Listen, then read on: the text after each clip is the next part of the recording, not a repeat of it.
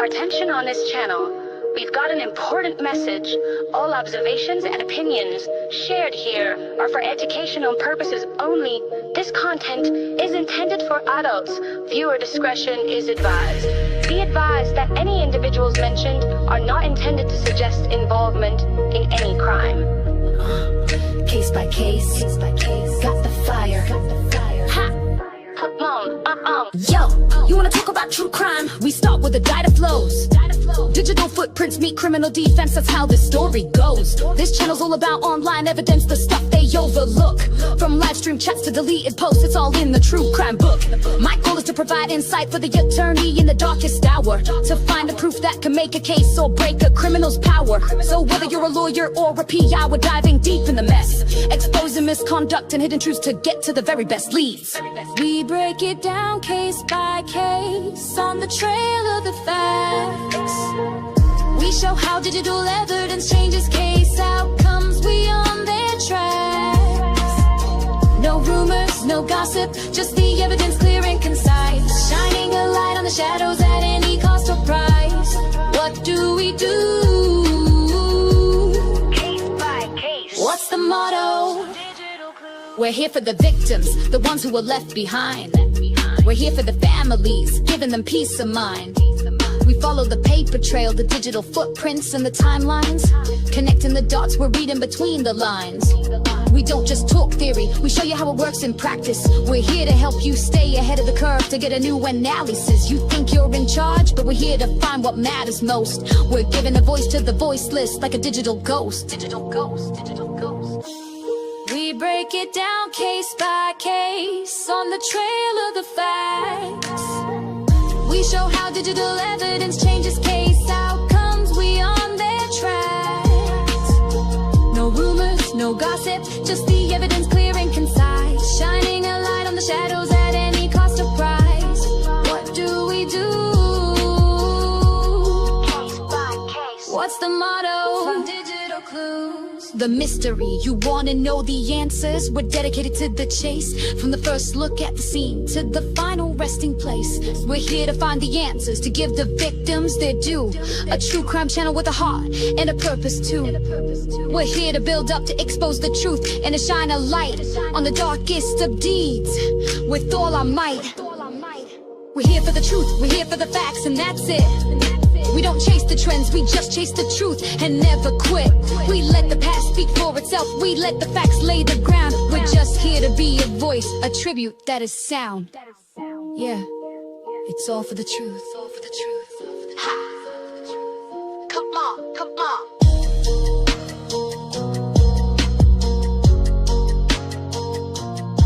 Let's go.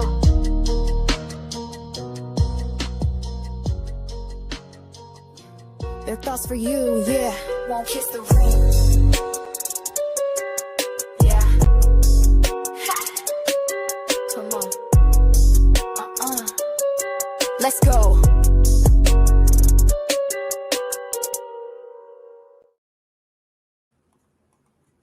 Hello, everybody. Sorry about the confusion. Welcome to Case by Case. I'll explain in just a second what's going on with the live streams, but welcome in, everybody. This is episode 26. We are now, I believe, on our, fourth episode of going over the phone data. If you are here in the chat, you are in the right place. So if there's another live stream showing on YouTube, that's intended for X, to be live on X. I don't know if I'm live on X right now. What we are doing is we're going through, StreamYard has offered an upgrade that comes with the package that we carry on this channel. And so now we have, when we create a live stream, it creates two. And I didn't realize until yesterday that it would show dual live streams. And it's gotten kind of confusing. And I thought I had it figured out before I went live, but I guess I didn't. So I apologize. And I deleted one thinking that I kept the right one so it wouldn't be confusing. Excuse me. I guess I have to read up more on when I'm scheduling these, how they are actually working. So yeah, it was a little bit of a chaotic scene there for a minute, but everyone's here. Hello, everybody in chat. Thanks for being here. Welcome back in. If you're new to the channel, welcome. Please, guys, take a moment while we're chit-chatting to hit the like button and the subscribe button. I don't think that you understand how much that helps the channel just with the algorithm and, financially just getting the channel to cover the cost of running the channel. Everything is, costly from StreamYard to X to the Canva app that we pay for, the website, all of the stuff that we do, on top of, the traveling or, documents that we request, whatever things, it all just adds up. So just liking, subscribing, and sharing is a massive contribution. It's a massive contribution to the channel. So that's appreciated. And yeah, I've got the same great people with me today. I've got Quester and Great Lakes. We're going to pick up where we left off yesterday. And if we get through it and we have enough time, we're going to maybe chit chat a little bit about some of the docs that dropped yesterday in the case. Oh, I have many, many opinions. Hey, Tom, welcome in, mods. Please help oversee the chat. Make sure everyone gets a fair shake. If anybody is here for the wrong reasons, you've got the wrench for a reason. You can time them out. I know that I've got a couple people who are permanently timed out right now that I need to go in and untime out. I'll be doing that this week. I meant to do it last week, but everybody deserves a second chance, and I want everyone to be able to have their voices heard, as long as it's not in a disruptive way. Everybody is entitled to their own opinion, their own research, and I'd rather work together versus being combative. And I don't go live with an agenda to simply go live to discredit my fellow creators who are all working to figure out what exactly happened to Abby and Libby. Great Lakes is handling the chat as far as questions go. So please put a large capital Q if you have a question that you want answered, and we will get to it as we go at through. me. Get it, Great Lakes. She will make sure that your questions get spoken out loud and we get them answered. Hey, Cherie. So yeah, okay. So there's a couple of things that I want to address. Quester, do you have something to say? No. No. I knew he was going to say no. What am I supposed to be saying? No, just hello all. Oh, hello all. Oh, we're having questions in the chat. Quester, are you married? I think he is. Well, I don't want to give too much away. Okay, are you a bachelor or are you married? Yes. Where was this question? Because I don't see this question anywhere. I see it right here. Stephanie.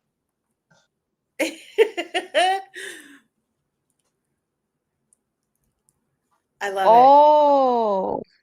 Yeah. Okay, I got it. It's in the one chat, but it's not in the other chat. Interesting.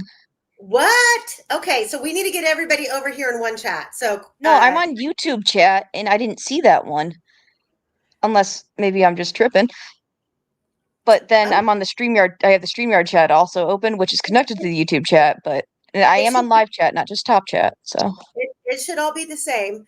And guys, if there's another stream out there that people are in, divert them over here. Help me. I did link people to it. I can go back over there in a sec.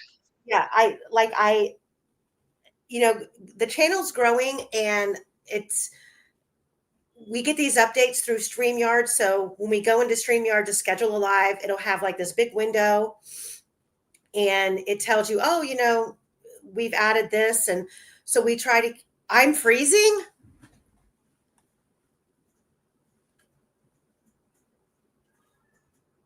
Am I freezing? Critical Not that I thinker. can tell. She says I'm freezing. Okay, I hope not. Not here. Okay, Yeah, maybe. let me check the YouTube. Okay. Wow. It is cold, so that might be why you're freezing. Well, that or it could be their connection, or it could be I might have a parrot downstairs who's chewing away at my Wi-Fi cords. I don't know. He's downstairs I thought it going. was funny, okay? Let's just I was just trying to make a joke. Okay, good. Not freezing. Okay, that's good. So just a couple of things I want to address really fast.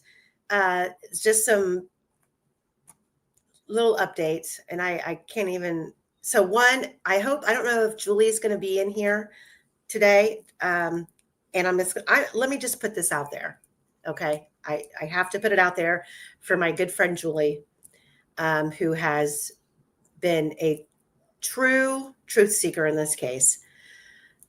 Julie was very highly, and I don't have permission to say this from her, but I think that, if I explain why I'm saying it, it'll make sense. But I want to put this out in the atmosphere and bring it to the attention of everybody who follows this case, because putting the light on her in this situation, I think, will keep her safe, make her feel better. But there was a lot of documents that dropped in this case yesterday. And in between numerous pages of redactions, I mean, entire pages that were redacted. Right in the middle of all of these redacted pages was the one tip that Julie called in on Brad Holder. And it put her full information on blast.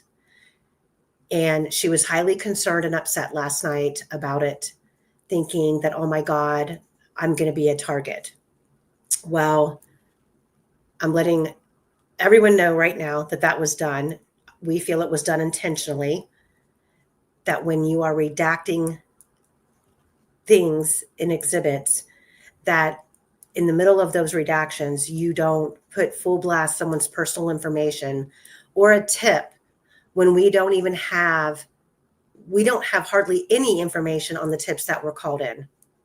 So Jody Williams, I don't know whose call that was.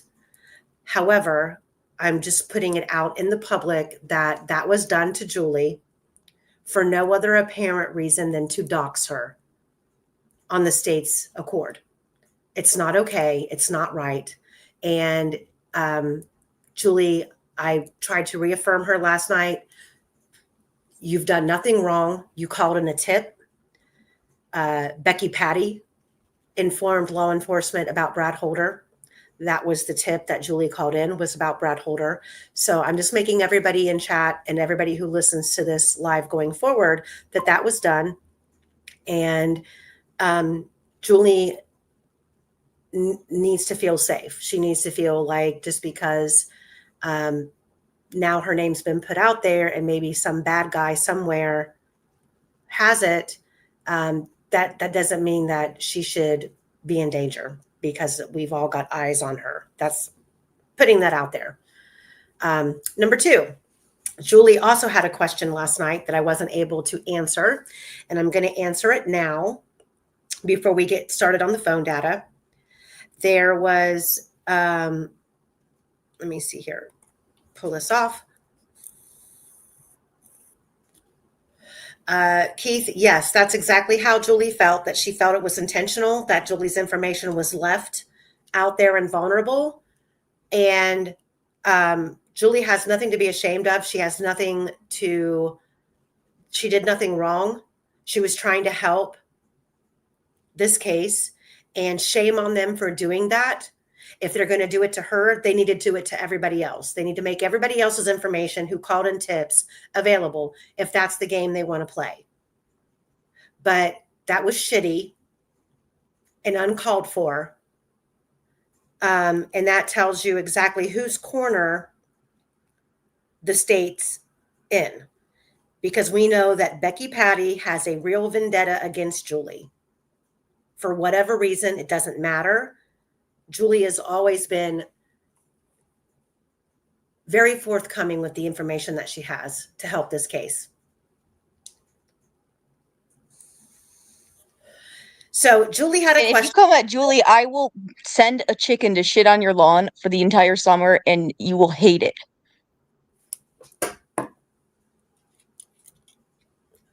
Well, Julie was very upset last night. And I don't blame her. I don't blame her. And I'm fuming. I'm fuming on her behalf right now. Yeah, all of her information is right there right in the midst of pages being redacted before and after. Right in the middle of all of the redaction is boom. Out of nowhere, they post this, they provide this tip that Julie called in on Brad Holder. Now, we all know that there were multiple tips called in on Brad Holder. And for them to do that was uncalled for. And everything in there, she was upset, and I don't blame her. But at the same time, I'm putting it on public blast. Everyone should be aware of the fact that that was done. And there should be no question ever, ever, ever, ever down the road. If anything happens to Julie Melvin, we know where to look to hold accountability. So I'm going to Julie had a question. And I had a couple other people ask kind of the same question. So I'm going to answer that really quick because I'm transparent, or I'm trying to be as transparent as possible on the information that we're working off of. And if I can, and guys, if I can find a way to share my Google Earth maps, I'm getting kind of good at it. So, and I love it. I could do it for hours. So I keep creating different maps, because if you do everything on one map, it gets too crowded. So I'm going to share my screen. And Julie wanted to know, and I think I had two other people ask, how, based on the AT&T phone ping data sheet that we have, that was law enforcement asking AT&T to ping the phone. She wanted to know, and a couple others wanted to know. Can you guys see my screen? Yep. Okay, I got to get to the right location. That's the one hard thing about all. Okay, here we go. So here is,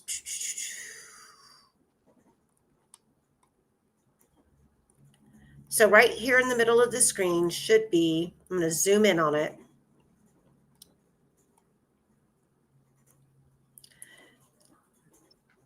This is Patrick Westfall's house.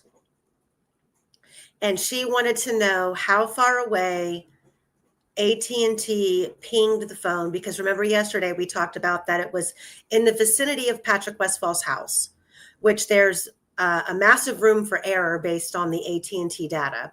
So I said that we would do this live in real time to show you guys where the ping is, where the ping pins the phone from 7:22:42 until 10:44:49 p.m. That's almost 3 hours. That's actually over 3 hours.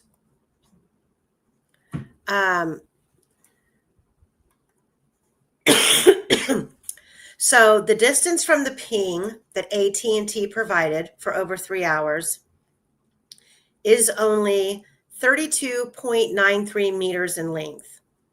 And then if we convert that into feet, it's 108 feet from Patrick Westfall's property.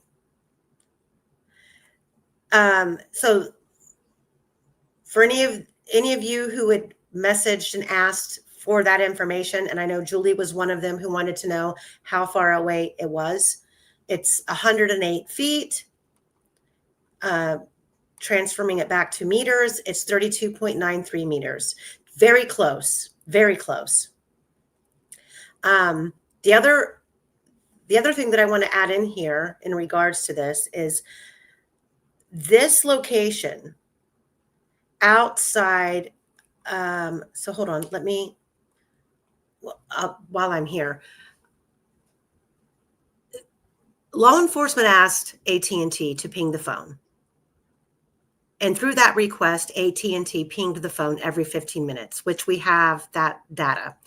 And if you want that data, say yes in the chat, and I will make it available because I've converted that data into a Word document. And I created it into a Word document to make available to you so you actually can copy and paste yourself the longitude and latitude that AT&T provided every 15 minutes to law enforcement. You can copy and paste it yourself, go to Google Earth, and see where it takes you. I will make that available. But the other question that I personally have is, since law enforcement asked AT&T to ping the phone, and we have now for over 3 hours this one location, why was this street not swarming with police in the case of 2 young missing girls that they're trying to track down? So there should have been 4 pings done an hour times 3 times 4, actually.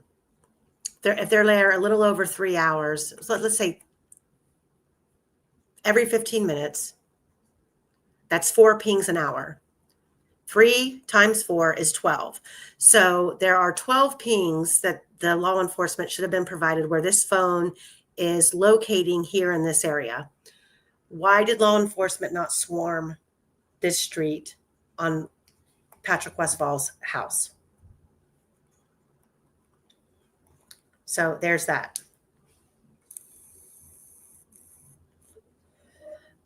Shabugs asked, so wait, there was different coordinates? Because all I saw was the same coordinates of that nearby cell tower the entire time. I think, wasn't it like the same tower, different coordinates? I might be getting that wrong. It's all the same tower. The Wells Tower is really the only tower that services that particular area. What we found in the AT&T pings is that the phone never transferred towers. So it stayed in the same general area. Let me see if I have that. Nope, that's not it. I had it up yesterday. Let me see if I can pull it in here. And that tower next to Ron Logan's was never in use, and it's kind of like a mystery tower. Is that right, Quester? Yeah, it's a bit a mystery tower. Yeah, that would fit it. We don't really know what it was being used for. Yeah, it wasn't in use.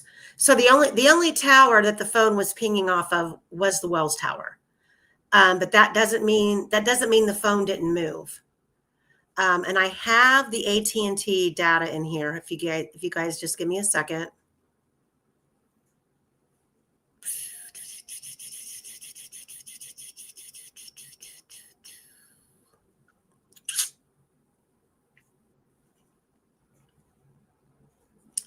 Well, I'm going to have to pull it up over here. Hold on.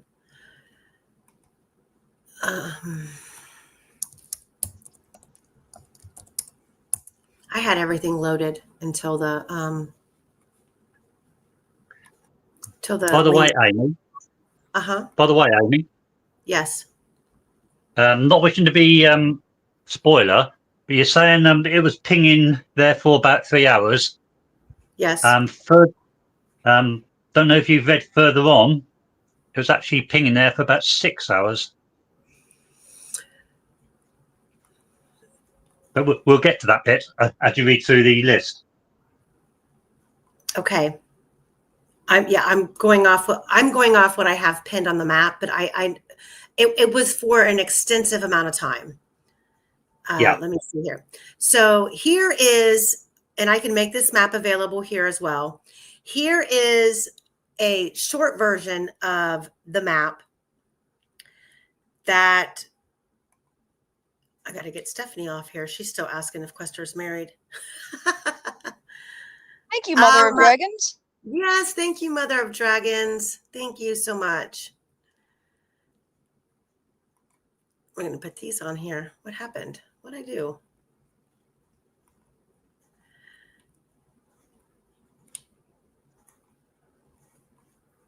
Okay, what just happened? I've lost all my whole chat. I can still see y'all. Oh, okay. Yeah. I hit start. I'm sorry. I hit start. There we go. Oh, how do I hit start? Oh, I want this. So this map right here is a short version of, so there were within the AT&T phone pings for the entire night after law enforcement asked AT&T to ping the phones. The majority of the pings were absolutely going back to the same longitude and latitude. However, there were 6 times that it varied. And this map right here distinguishes those 6 times. So I can make this map available. And then the Apple, hold on, I got to pull it up because I just saved it again. The Apple, or not the Apple, but the AT&T, where did it go? The AT&T, oh, well, why is it saying invalid? Come on. Somebody.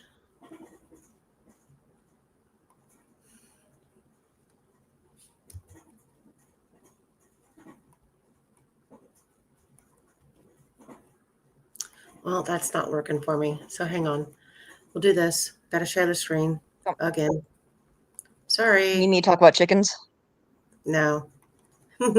Here it is. She always says So no. here's the AT&T historical precision location information. And if you look really close, can you guys see my screen? Is it sharing? Yep. Yeah, you're like zooming it into the coordinates. Don't you dare. Coordinates, it's all coordinates. Longitude and latitude is what I'm going to start saying. So You may need to share that meme that I made you. Mm-hmm. So here is how it's sectored off in the AT&T data. I think what's happened is a lot of people started at the very top. It's a lot of freaking numbers. And you scroll down and you see, okay, the last 2 digits, 7878787878. That's one block of locations for the pings. Then you get down here in this little open area and you've got location 2, 3, and 4. Now, these numbers 2, 3, 4, 2, 3, 5, 3, and 6 is what is represented on this map right here. So it's all been converted over to this map for you to see. But I have taken this. Hold on. Good Lord. This right here, I have taken this document and I have converted it into a Word document because this document is an image that was an exhibit at trial or at one of the hearings, QQQ. And you can't. We need to OCR all of these because then you could just Control F and search what you need to do. I'm pretty sure that there's some free software you could do that with. Well, help me. I do it the hard way. I do it the long way around. So I converted this into a Word document to make it available so you can copy and paste. So I'll make it available as a Word document and you can copy and paste the longitude and the latitude, and then you can go to Google Earth yourself and trace all these locations. But the one location that matters the most is the fact that the phone was pinging for an excessive amount of time on Patrick Westphal Street. So there's that. That was one of the things that I wanted to address. The other thing that I wanted to address was the fact that, hold on a minute. Now I got to do this again because we had to switch. So the other thing that I wanted to address is we talked yesterday a lot about the 911 call. So I was actually in communication today with someone who has firsthand knowledge of the text 911 automated system in Delphi, Carroll County. It wasn't just Delphi, it was Carroll County. Indiana has a really good advanced 911 texting system. Like I said yesterday, it was created for the hearing impaired, disabled individuals who couldn't make an audio phone call. That also applies to, for example, domestic violence situations where a person is trying to call police, but she can't speak out loud. All of those things encompassed in that. And the 911 texting automation system is regulated by the FCC in the National Text to 911 guidelines. And this page right here, if you guys want to screenshot it, here, I'll take the chat off. If you want all the details, I'm not going to go through and read it again. But in Carroll County, I discussed today the question that I sent out yesterday for all of you guys to do homework on to see if you could figure out, was I right or wrong? And I actually confirmed this morning that, yes, there was a 911 automated system. And as we go through this phone data a little bit more, you're going to see the automated system give an automated response. And the information that I got this morning was quite interesting. And it's that when 911 is sent a text message from a handset or a handheld device, as in a cell phone, if a dispatcher responds through the automated system, that automated system will only stay open for 30 minutes if there is no response from the initial text. So Whodis says 911 text also works in low signal areas where you may not be able to get a call to go through, or in emergencies where everyone is calling and you get all of the circuits are busy, like after 9/11. Absolutely. Absolutely. I actually worked in my radio room during 9/11, and we had a lot of that going on, but we did not have the capability of text to 911. And when we had interference with phone calls that were coming into 911, or we had hang up calls, I think a lot of people, well, not so much now because the geolocating of cell phones and stuff is a lot more accurate now than what it was then. But we had to get permission from a lieutenant in the room to do a reverse lookup on like a phone call that came in that was disconnected. We had to get permission to do a reverse lookup. And even then it wasn't, the GPS of that location wasn't as accurate as it is today. But the point of the matter is that it appears that it's very possible that the phone that was recovered under Abby, someone attempted to initiate contact with 911 via text. And because the phone was what I would consider dormant or what? I just said, whoa, that's kind of big. Yeah. If the phone was dormant and inactive or put in some sort of a container, I mean, I don't know. I mean, who nowadays has a Faraday box? I have no clue. But I have no. I do. Maybe that should be my next big rabbit hole. Is what constitutes a Faraday box that would block a cell phone from a signal? You know what? I'll just what? have you talk to my husband because he knows all about this stuff because he loves this shit. That's something that you guys should just have a one-on-one conversation about. You can't record it, but take notes. Okay, well, I would love to talk to him to find out what would if someone didn't have an actual Faraday bag, what could they utilize that they had on hand that could block a cell phone signal? Because everything that comes piling in on the phone at 4:33 a.m., we don't necessarily know when that stuff was sent. And just to remind everybody in chat that Cecil's report and Bunner's report, all of the reports that we have are limited. They're cherry picked out of the actual phone data. So what we're seeing in these reports isn't all that there is. There's more. There's a lot more. They're only providing us with what they want us to know, what they're pretending that they feel is important.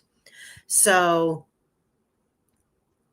that's that based on the track record of the state and how they go about providing the public with real information, we can guess what's been hidden. So at 4:33, when the phone wakes up and does all of these overriding things, we don't know exactly when this happened. We're going to get there because it is in the phone data that we do have in the reports, but it does appear to me that someone initiated a text message to 911. When that was, we don't know. But we do have the automated response from the 911 automated system. And from all of the research that I've done, even searching the FCC and going through the National Text 911 guidelines, that automated system is only for inbound text messages.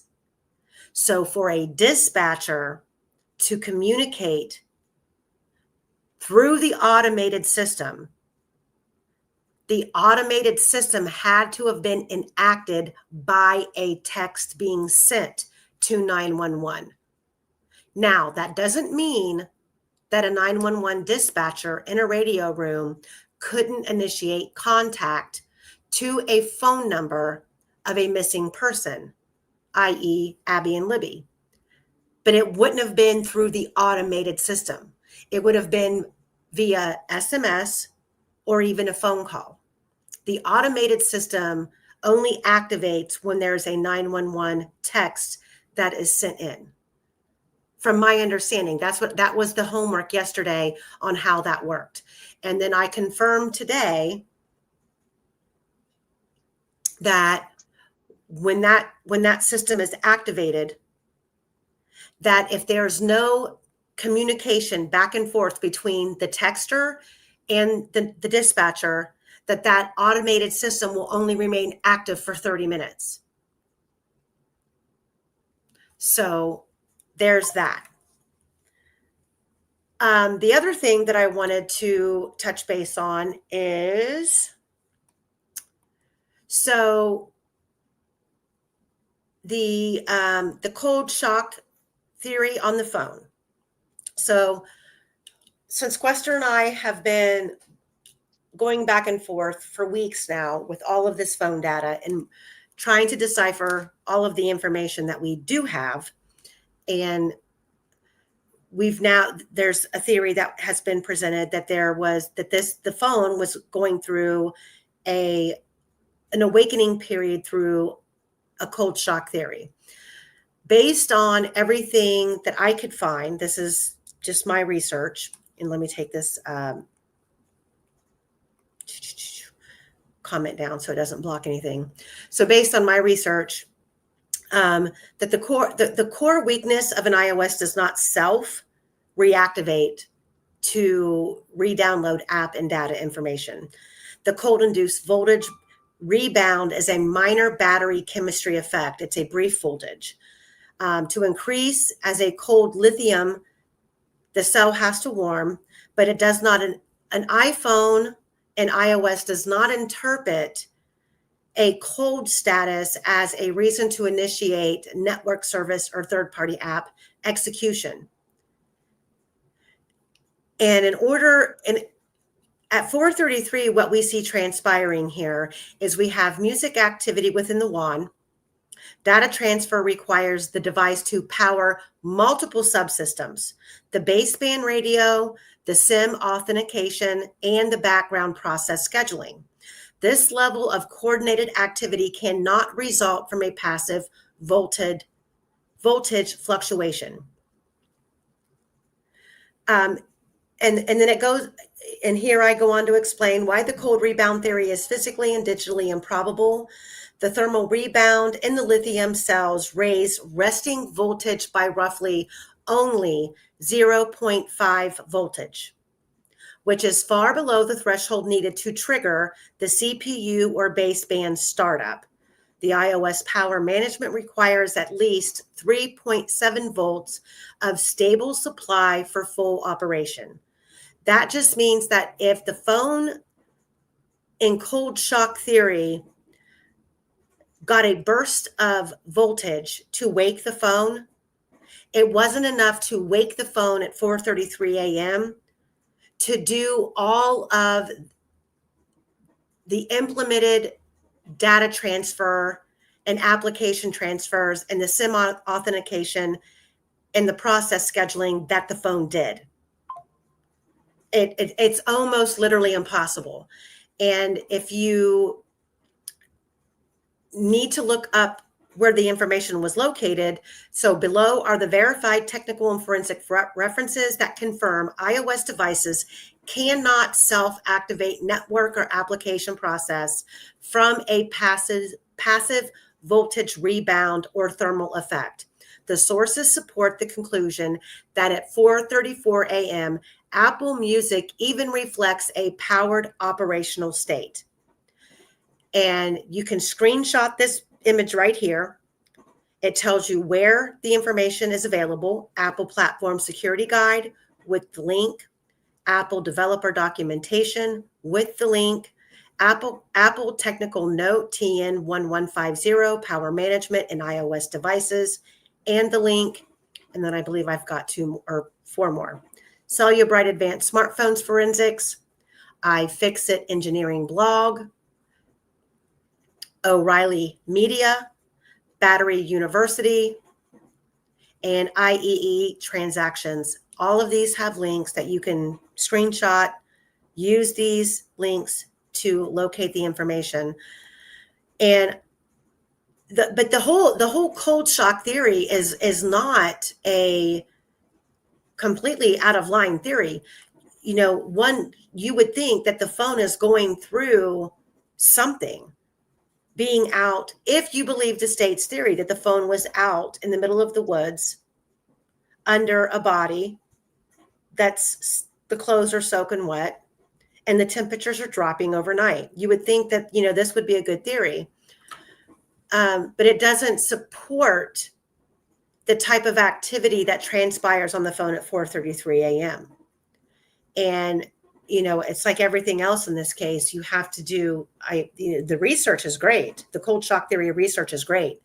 And if circumstances were different and we didn't have all of these other elements that contradicted what we believe was happening with the phone, that would make perfect sense. But to believe this, you also have to believe that the girls were murdered when the state said they were at 2:32, and they were left there out in the wide open, 50 feet from the creek bed, where people were walking, helicopters were flying, people were literally directly across the creek from them, screaming their name. And there was no other movement of the phone, which we have proof that there was. The girls were not there. When they got there, I can't tell you, but they were not there at 2:32 p.m. Go ahead. Amy? Yeah. Do we know if the sound was on the phone? Because I know that there were a lot of calls incoming. Wouldn't wouldn't there have been like a ringing if there was sound on? Well, that was one of the questions or issues raised with the audio input output cord being injected in the phone. And That wasn't until later, was it? I mean, there was periods in between that where there were incoming calls, right? Right? Well, one of the areas in the phone data that has not really been talked about, it wasn't talked about at trial, is that 2 seconds after the down the hill video was shot, there was an audio input plugged into the phone. 2 seconds, which is bizarre. And we know, and we can pretty much see what the girls were doing at the end of that video. They were heading down the hill. So that's open for speculation. I have no opinion on that. Well, can I say what my theory has always been? Sure. Yeah, this will be quick. What my theory has always been was that if you have wireless earbuds these days, what happens when you receive a phone call is your phone kind of does a check to see where it should be having the mic, or because I mean, even if they're wired, because the same output, the aux input and output area, that's the same thing that receives sound for the microphone. If it's the same exact wire. If that helps explain that. But so my thought process is the phone has an incoming call, and it's suddenly it's doing the check. It's doing the check, and for some reason, once it does that check, it says, "Oh, I think something might be plugged in here," or it has a reason. Something like that. So I just can't get over the fact that it's so close to a call. It's always been my thought process. But if anyone has other ideas, that's my theory. Well, I think that was the initial disposition of why there was an audio output cord plugged into the phone, which would silence the phone. Now, I don't know when the girls went down the hill where they went. I don't know the route that they took. I know that when you go back and you watch Julie Melvin's video from back then, like a couple of days after the crime scene tape was removed, there's an area which is closer up to the bridge. So where Libby begins to first videotape Abby on the bridge. There's that concrete barrier off the right side of the south end of the bridge. There was a pathway that I guess appeared to be easier to navigate down. But that's not where the girls appeared to be positioning themselves to go down. It was more down the path that I took when I was there. And I'll be honest, when I was there 2 weeks ago, I think the terrain has changed quite a bit. And I say that because I think that the residents out there have prevented a lot of people since the murders from being out there. So certain paths have grown over, and, geographically the area has changed. I didn't see a worn path to go down, but I can clearly see in Julie's video from early on what she's talking about. There was a way to go down. That wasn't prevalent when I was there. But I did go down the way that it appeared Abby was attempting to go. And that took me 47 steps, which based on my height, my step span, is that it's between approximately 95 to 100 feet. That's a good distance, but that's not represented on Google Earth, the distance down that hill. So I don't know when they got to the bottom of that hill, where they went. Did they go left? Did they go right?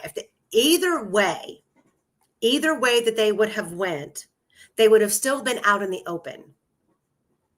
The only place they could have been, I think, obscured from anybody coming across the bridge during that time, or a white van coming down the private drive, would be to go down the hill, go to the left, and go under the bridge, and then cut up into like this almost like horseshoe type area back up behind the private drive. But even then, I don't know how you would have been hidden at that time of year when there's no leaves on the trees and everything's pretty much wide open. But I feel that the plug-in device, just based on everything that we've looked at, the phone data wise, it just to me appears the phone was plugged into something in a vehicle.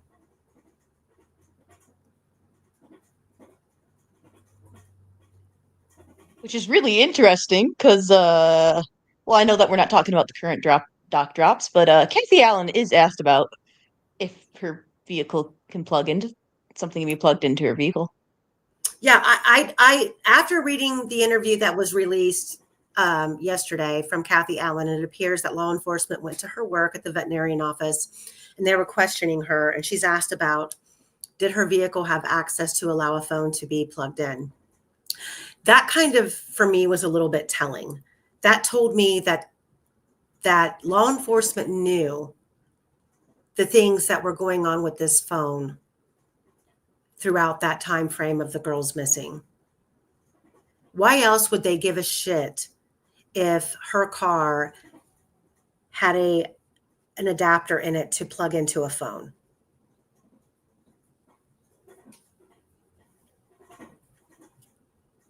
So to me, that's a, and I was telling Michael Osbrook this morning, after being there, going down the private drive, like retards that we were, the white car that's seen on the private drive at 208, to me is not an accident.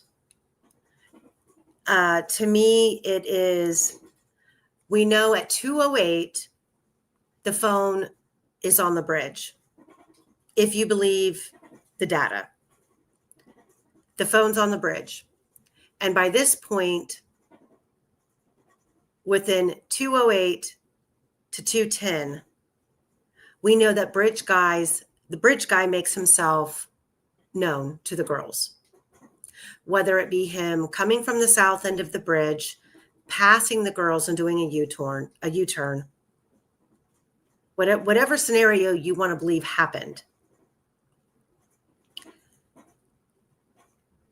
But by this point in time, me seeing the white car driving in on that private drive, to me is somebody who is answering a call to pick us up, come here.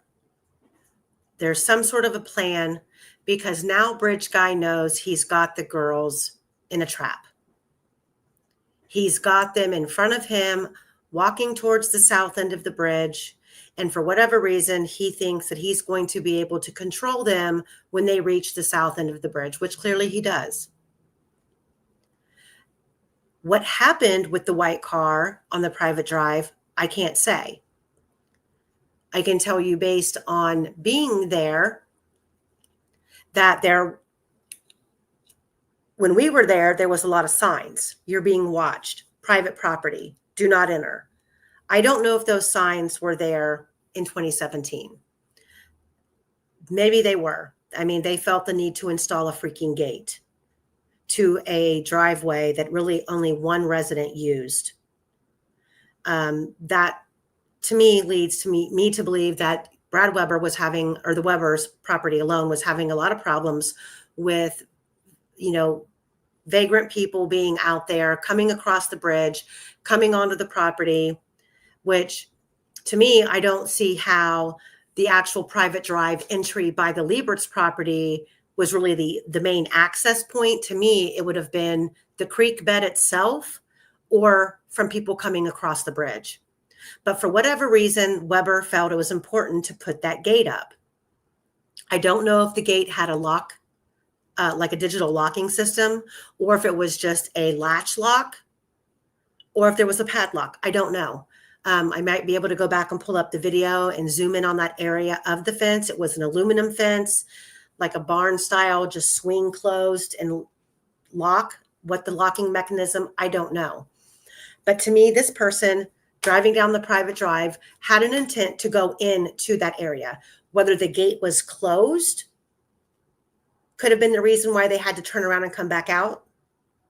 So they would have pulled in. If you watch the video from me and Cherie and April driving there, you see where we get to the point where that we go, oh my God, the gate's open. You can see the gate. It's on the left-hand side. It's open. But if the gate was closed, that would have been exactly where that white vehicle would have had to have done a 3-point turn around and come back out. So where, if the gate was open, why did the car turn around and come back out? Was it because there was massive amount of, you're being watched, this is private property, don't, no trespassing? Did that deter them? Or is this one of those other actual fuckeries in this case that this person just happened to be on this road going the wrong way and realized and said, well, shit, I don't know where, I got to turn around, I'm going the wrong way.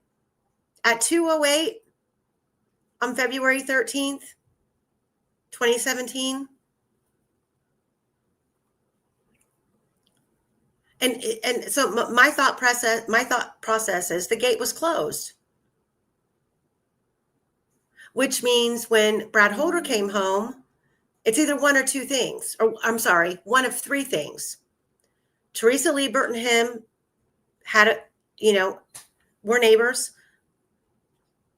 Maybe as a neighborly gesture, she would every day at a certain time go over and open the gate. She was never asked that question. She wasn't asked that question on February 14th, 2017. She wasn't asked that question in her newly released affidavit. And she wasn't asked that question on the stand. Did you ever help Brad control the gate? Did you open it late afternoon before he got home from work for him? And if the answer is no, then the answer is no. But no one ever asked Brad either. When you got home from work that day, was the gate closed or was the gate open? I'm telling you right now, being there, and you can watch the video, which is why we recorded the whole thing. If April would have stopped the car, whatever mechanism was required to open that gate, I could have hopped out, opened the gate within 30 seconds, and we could have drove through. So I don't know if that was a thing. But I do know that based on the Apple Health data and the phone data and the time, there was enough time for whoever bridge guy was to get the girls to the cemetery. And in fact, the timing and the distance after the 2:13 video of the bridge guy video, that amount of time and distance works best, getting to the cemetery. Who dis? Is that for me?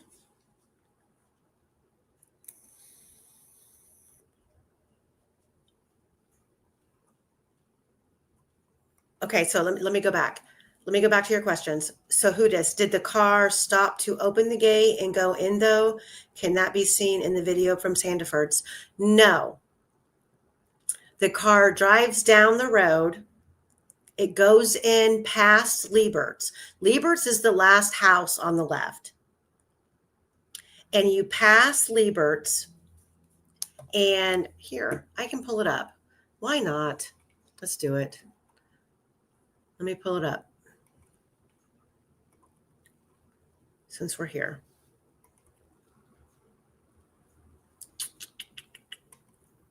Give me 1 second, and then I'll share when I find it, I will share my screen. Michael says the gate must have been open on 213 around 5:45 when an ISP trooper went flying down the drive to Weber's house. That's a good point. So what then? So and does that mean that when Brad Weber came home? Because remember, on February 13th at 2:44, when Brad Weber comes home, no one knows anything's going on. There's not two girls missing. There's not a double homicide. Was the gate closed and he opened it and left it open? Was it even closed at all? We don't know. That is what we don't know. And those were the questions that weren't asked. So here.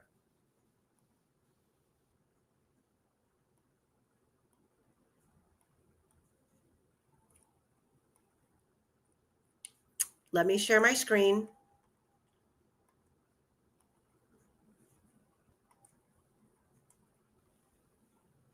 Can you guys see? Can you see that? I have it paused. There's a video paused. Yeah, I can see that. Okay. So this house right here on the left-hand side, that is the Lieberts. And I'm assuming the mailboxes that she's talking about, where she sees this odd person that morning, February 13th, that she drew the sketch of, these are the mailboxes right here. The white car drove in here out of the view of the Sandiford camera. Making anybody's home. That's the Liebert property. You might want to mute the video. Weber and Sanders is what that says right there. Michael says, because of the speed Weber appears to have been driving, I think that the gate was open when he returned home around 2:44 p.m. on the 13th. So here, okay. So here's the gate. And I don't know, you can see the no trespassing signs on each tree post here. This is a green, like aluminum gate that would swing closed. And I don't notice any kind of an electrical box. And you can see here on the right-hand side, there's like this wooded picket fence that's kind of broken down. So just because this gate would have been closed wouldn't have really stopped anyone on foot from going up here into the woods. I don't see a motor or anything to catch the gate if it swings closed, which you would expect with a motor. Yeah, I don't either. So right there, we're passing the gate. And that, I don't know. I don't know why the white car would have drove in and then turned around and came back out. But it appears that they stopped at that gated, around that gated area, because that video,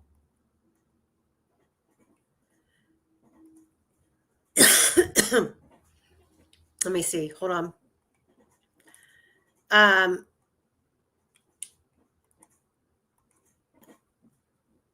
me go further.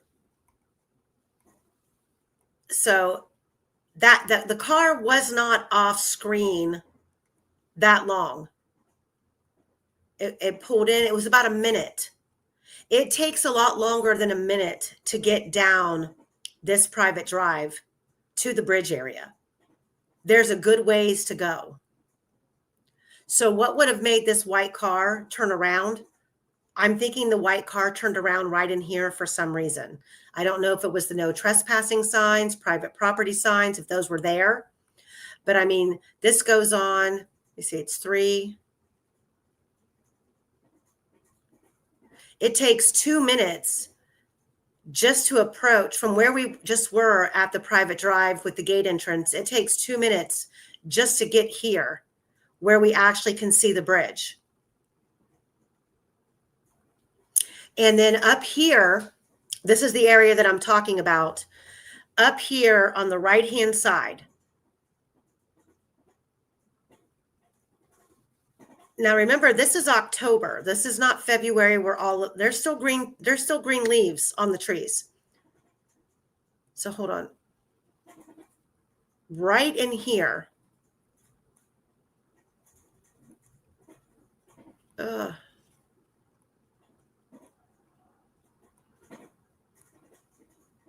I guess I didn't capture it that well. So yeah, Weber has his name tag on a tree here. Right over here, if you follow the bridge all the way to the right, if bridge guy would have brought the girls down the bridge or down the hill and brought them underneath the bridge and taken them up in here to the right-hand side of the bridge, which would have been on the other side of this hill. That would have been an area that they might have been able to obscure themselves. But the Apple Health data and the distance traveled doesn't support that, which makes it, it's hard to figure out.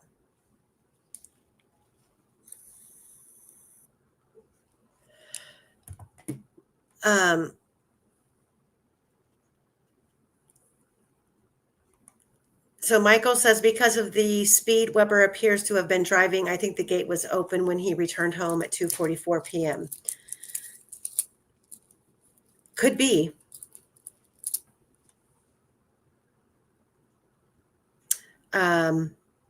Bomb.com says that's a manual gate. I tend to agree. I don't think that there was any type of digital locking mechanism on the gate. So Michael, that's what I'm wondering. I'm wondering if, if Liebert's, for whatever reason, had some sort of a neighborly thing with Brad Weber that, when he left in the morning, if the gate was open, if they would see to it that the gate got closed, and then before he got home, maybe they opened it. I don't know. I just think that these people, we would have gotten a lot of information about what transpired actually if they were questioned the right way. So, some Shabugs is saying maybe they were going to pick up all three from there, and when they saw the signs or the gate was closed, and they then decided to get them from the cemetery instead. Which wasn't like I think it was Cheyenne or Shelby Duncan, or some of those girls were on the north end of the bridge at the time, weren't they? So wouldn't they have been seen? You would think. Julie just posted in chat. She says, hello, thanks, Amy, in chat for having my back. I know for a fact the gate was open all day on the 13th. Can you tell us how you know, Julie? Have you talked to Teresa? Or have you talked to Kay about the gate specifically? And still that would leave the question as to why would the white car go barreling in there and then turn around and come back out? There's no such thing as a coincidence in this, in my opinion.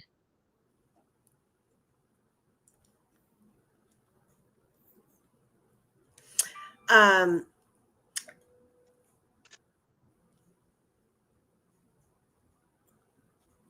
I'd put money on it that is not an electric gate. Yeah, I don't think so. Like maybe a remote control or even a keypad. I think maybe at that point in time, it was just a swing closed gate.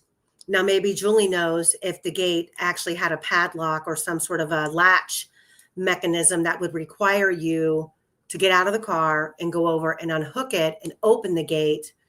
But like I said, I just don't see this entrance into that area being a main thoroughfare for vagrants to be coming in and out of the woods. To me, I feel like it would be more from the trailway system, crossing the bridge or coming in from Mears and going down into the woods. I don't know. So Julie says, yes, Kay told me it was open. She said originally Brad told police it was closed, but he told his mom it was open and they just left it alone. She said she wished they had had it. She said she wished they would have had it corrected it. Have corrected it. What do you mean corrected it? Got their stories straight. Brad told the police it was closed, but he had told his mom it was open, and they just left it alone. So basically, it was open, but Brad told the police it was closed. Okay.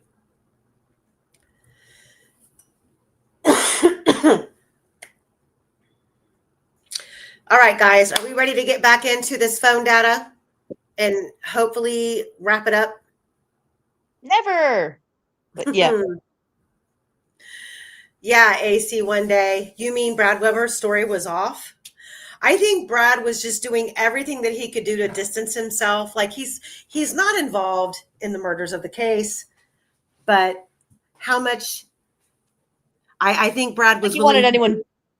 He was willing. I don't think he wanted anyone digging deeper into his property at that point.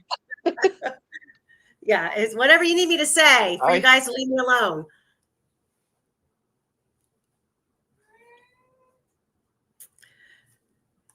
Quester, are you there? Yeah, I'm here. Okay. All right, let me close out some of my windows here. I need to grab a bottle of water. My cup is empty. And I need to pull up the big PDF.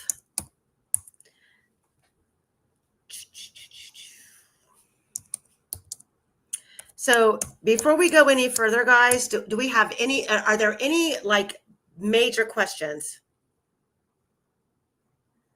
Oh. What about lieutenant or private questions? Sorry. If you guys have any questions that we weren't able to answer yesterday, before we jump back into the phone data, post them now. Based on the last couple of lives of us going over the phone data, we'll try to answer them before we go ahead and go further. Because right now we're about to get into the real heart of the issues with the phone.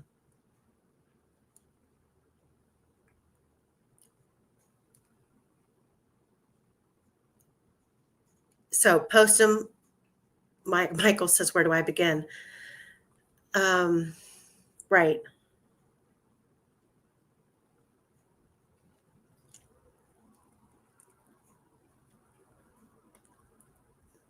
So Criminal Network says Brad Holder is a serial killer along with Patrick Westfall. And Criminal Network also says Brad Holder talked and Patrick Westfall didn't. That's why they stopped talking. That could be, but here's my biggest hurdle. Other than Abby having a connection to Logan, why Brad Holder and Patrick Westfall, and why Libby and Abby? What is the connection there? Meth. What is, I mean, do we really have a true connection to Brad Holder and Patrick Westfall and meth? We know what Derek German Brotherhood with Patrick Westfall.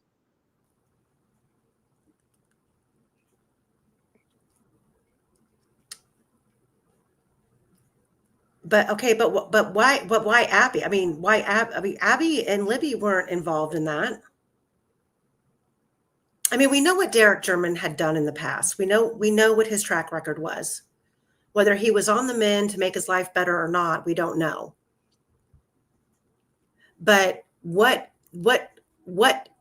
trigger or target gets put on because I believe Libby was a target to a degree. 100%. So what is the connection here to these two girls? I don't see meth could be a part of it, but for me, I see more of a catfishing CSAM scenario involvement than I do a drug involvement.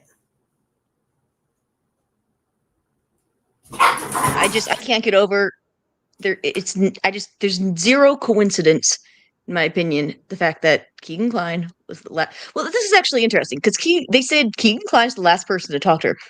However, I don't that she was. I don't agree that Keegan Klein was the last person that talked to her. We Well, know they that did that in his interview, so maybe they're just bluffing about that. I don't know, but that's. No, I agree. I think that they're bluffing. We know that she talked to her mom that day. We know that she talked to, she was communicating on Snapchat and she was doing things on Instagram. Even though that we don't have the full-fledged, Cecil and Bunner only provided us what they wanted us to know. But I do believe that there is an underlying reason that these girls went to the trails that day. And it wasn't just simply to walk the trails and hang out. I believe that they thought they were meeting someone. I cannot get away from the fact that I think Libby had in her mind they were meeting someone or they were meeting a group of people. Yeah, I mean, why turn on location at that point? I guess that's the big thing for me.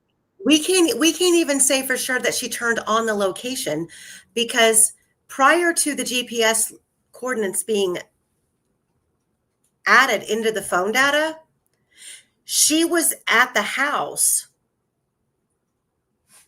on 500 North at the Patty's house on Snapchat, and we weren't getting GPS notifications there. So there's a very good possibility. That's what I'm saying. But I think the GPS I'm sorry. But I think the GPS, I think the GPS locations started when they were getting in the car to leave because Cecil added them in. And I believe that now because Snapchat did not provide a feature that I can find in February of 2017 where the geolocation was shareable. It was retrieved and stored in the phone data every time the Snapchat app was accessed, but it wasn't a feature that you could share your location. That didn't happen until June of 2017 when Snapchat came out with the Snap Maps, where your location was shareable to your friends on Snapchat. So that is something that a defense team should have investigated, and that information should have been extracted on the stand at the trial from both experts. Was this information available to be shared from Liberty German's phone on February 13th via Snapchat?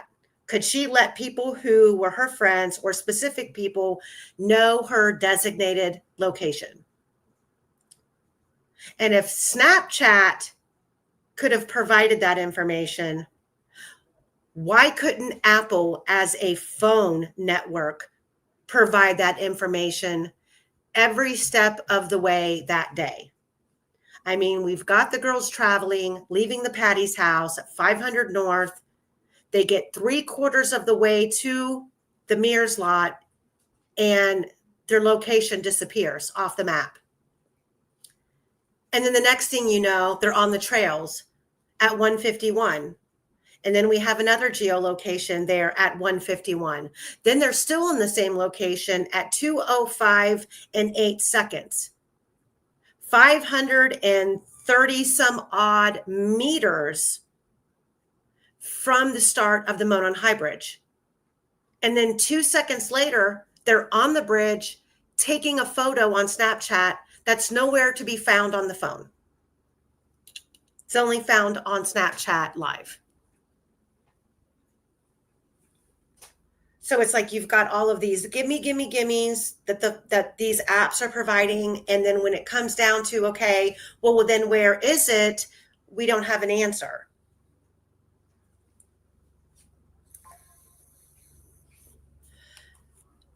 And that should be something that should have been explained, whether it be by the state or whether it be by the defense. Wolf Spirit, I do not know whose white vehicle it was.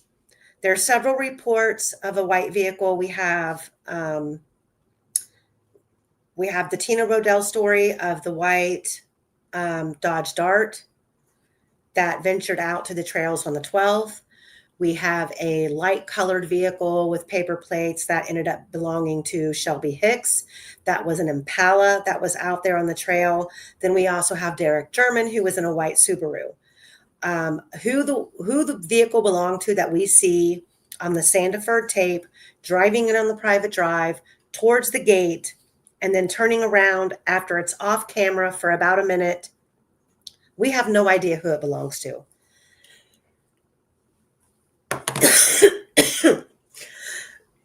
Why? Okay, question. Why do I believe that Weber is not involved? Because his phone data and his work schedule and his distance to and from work proves that he wasn't there in time. What Brad Weber, if Brad Weber is guilty of anything, it's over exaggerating where he was to ensure that he did not become a suspect. And hindsight's 2020, and on the onset, you could look at that and go, oh my God, something's off here. But look at where we are now with this case. Anybody who has spoken out in regards to this case has either had a target put on their back, has ended up dead, or they've been arrested. I mean, for Christ's sake, look at Todd Click right now, what he's going through.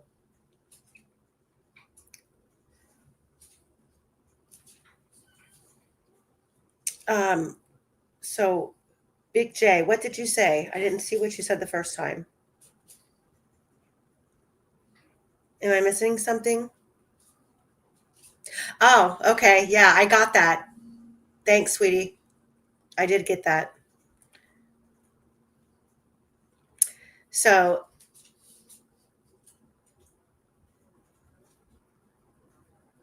all right, I'm gonna grab a bottle of water. Quester and Great Lakes, handle any questions for the moment?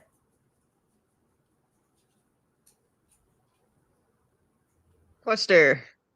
Hey, she said aluminum a couple times, so I just need you to say that word for me, just really quick. I said aluminum? Yeah, but I want him to say it. When did I say aluminum? Oh, aluminum gate. It was aluminum. Quester, go ahead. Make fun of me. No, I knew that you meant I'm making fun of aluminium. Quester. How else I do knew you you say meant aluminium. How else okay, first of all, I need to clarify right now. Aluminium. Coordinates, aluminum. How do you say it? What am I saying wrong? Aluminium. Oh my God. Sounds so silly. What am I saying wrong? No, it's just how the people over there say it. It's weird. You know, it's like people over there, no, girl. You're like one state over top of me. Those and you say people over there. That's like pop versus. Yeah, people over there across the pond is what I'm trying to say. Yes, you know, the ones that invented the English language. Yeah. We speak American here, sir. Yeah, I've noticed. Yeah, no, so anyways, we were talking about how Quester and I were talking about how it would have been kind of a bitch to get a cable or an underground cable over there to power that gate. I mean, granted, you know, something could be by the road, but we're just thinking about think of all the tree roots, think of the topography. It needs to be buried really deep is the other thing that you probably aren't going to think about because of the frost line. And that costs so much money. You guys have no idea how much that shit costs.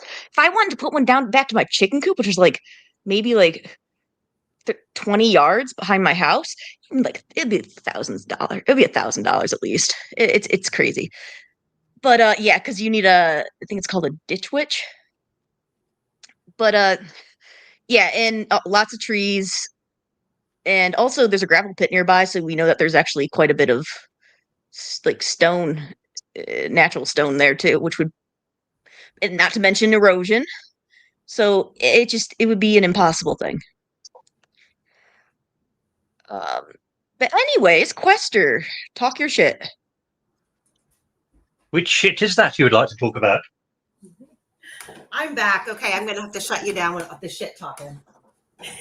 Pretty good. All right. We filled the gaps for you. Thank you. Sorry, guys. I didn't even mention chickens once. Good girl. We're gonna do a whole episode on chickens. It's Turkey Day. I'm so excited. Turkeys are all right. Wait, can I just share one thing? Because when I first bought this house, it came with my rooster, but you know what it also came with? It came with a female turkey. And then something beheaded her overnight, and I didn't have a female turkey after that, but it's a thought that counts, right? I want a farm. I need a farm. Okay, anywho, let's get into it with the phone data. We left off at Quester Q 1609. Is that right? Leave your DNA on the like button. Yes, guys. You left off at 1931-06. 1931-06. Okay. Let me pull up the big file. So hold on. So guys, if you haven't listened to the last 3 episodes, we started this document. What this document is the Cecil report, Bunner, the Blotcher, the FBI, and the AT&T pings, all combined into one PDF. And all of the sources for almost every single line of this document, the source is notated, so you know where the information came from. And Quester, I'm going to share the source document that Quester gave me in email yesterday for the chat, just so you all, in case anyone asks, just FYI. Okay, and I do have it here. Let me see. I have it here, the very beginning of the presentation, from the very first time that we started this, the data source. We have the Blotzer report from February 13th and February 15th of 2017, the Bunner report from October 2017 and September 15th and June of 2019, Cecil's reports from November of 2019, and then May of 20 through 13th of 2024, then the Cecil phone data PDF, also the FBI report on the phone's knowledge C, extractions 1, 2, 3, and 4. And the addition that's not listed on here is law enforcement's request to ping the phone on February 13th, which I explained earlier. I have converted into a Word document, which I will make available so you can actually copy and paste each longitude and latitude and go to work for yourself on Google Earth. So now we're going to get into the phone data, and I'm going to, so I am reading, I'm not going to be able to read the chat when I go over this. And I know that this looks small on this screen, but when I share the PDF, it's not that difficult to read at all. But I'm going to read from my main screen, so I won't be able to see the chat. So just remind me if I need to bump this page, what you guys can see. And we are starting at, I actually need to go back. You said 1906, right, Quester? Which would be here.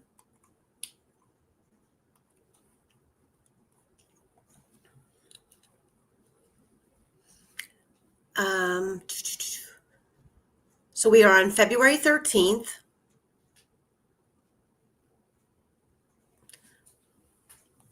And Quester has been so freaking amazing. He included trial testimony in this PDF.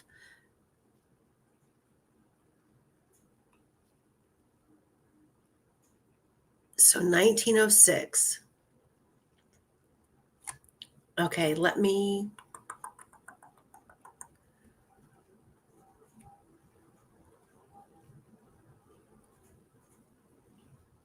Is that what you said, Quester, was 1906?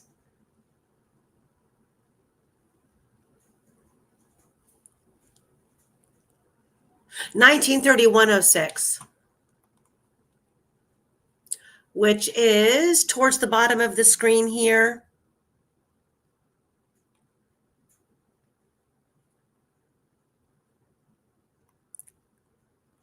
Actually, it's mid-page. Sorry.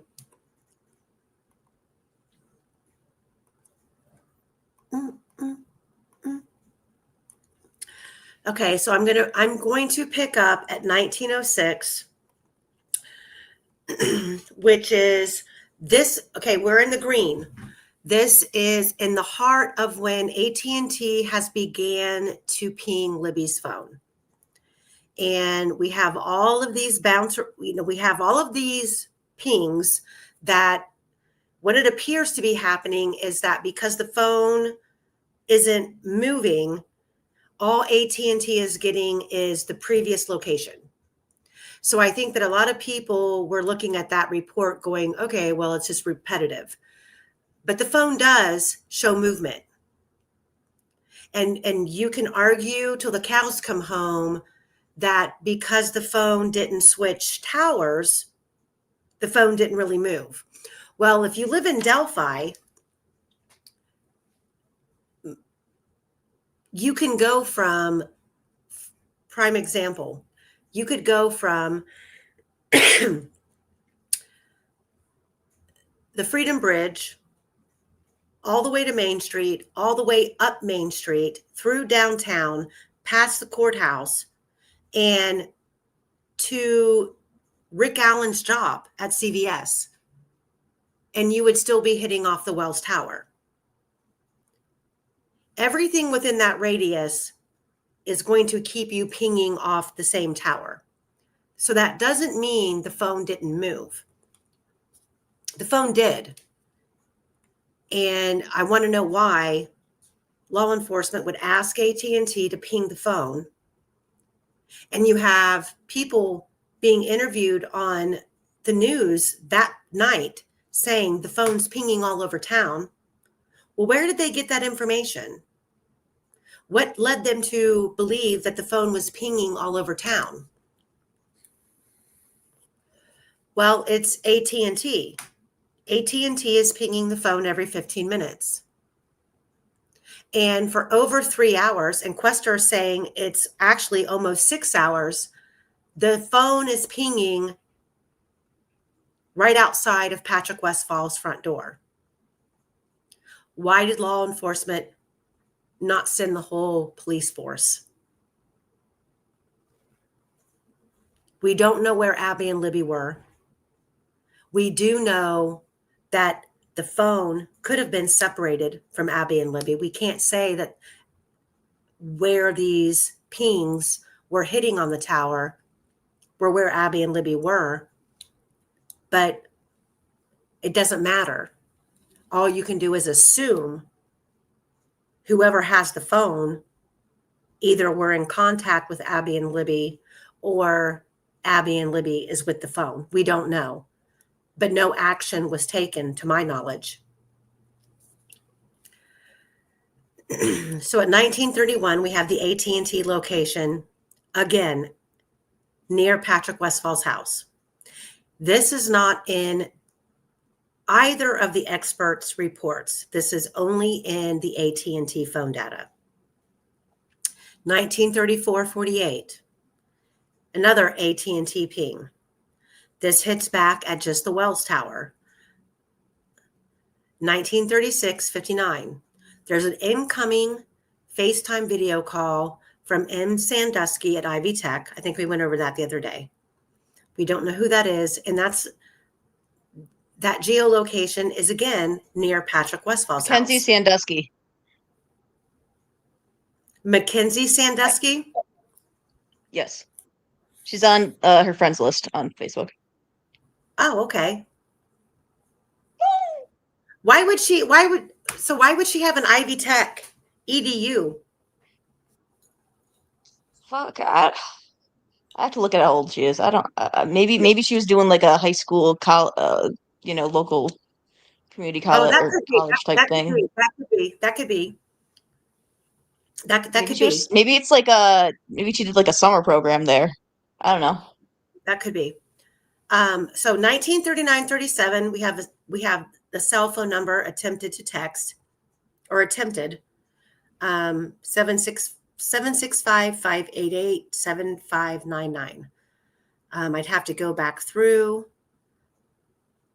and see whose phone number that is. I should by now know. I should have them known by heart by now. But it was attempted to call in, but it went straight to voicemail. 1943-49, another incoming voicemail from Chris Bridge, which was presumably Christina Bridge, Liberty's maternal grandmother, called. And at 1946-56, it looks like she left a voicemail. Oh, no, sorry. Presumably Christina Bridge, Liberty German's maternal grandmother, called and left a voicemail. And then at 14:46-55, there was another incoming voicemail left by a girl named Kinsey. 1950-30, the same phone number again, 765-588-7599. This time, the phone rang several times until it went to voicemail. Let me write that down. That's another thing I need to research is early on when the girls go missing, shortly after the phone calls coming into the phone immediately go straight to voicemail. And then later, phone calls were ringing and then going to voicemail. That's significant. I don't know why, but that is significant. And I'm trying to fathom in my head. So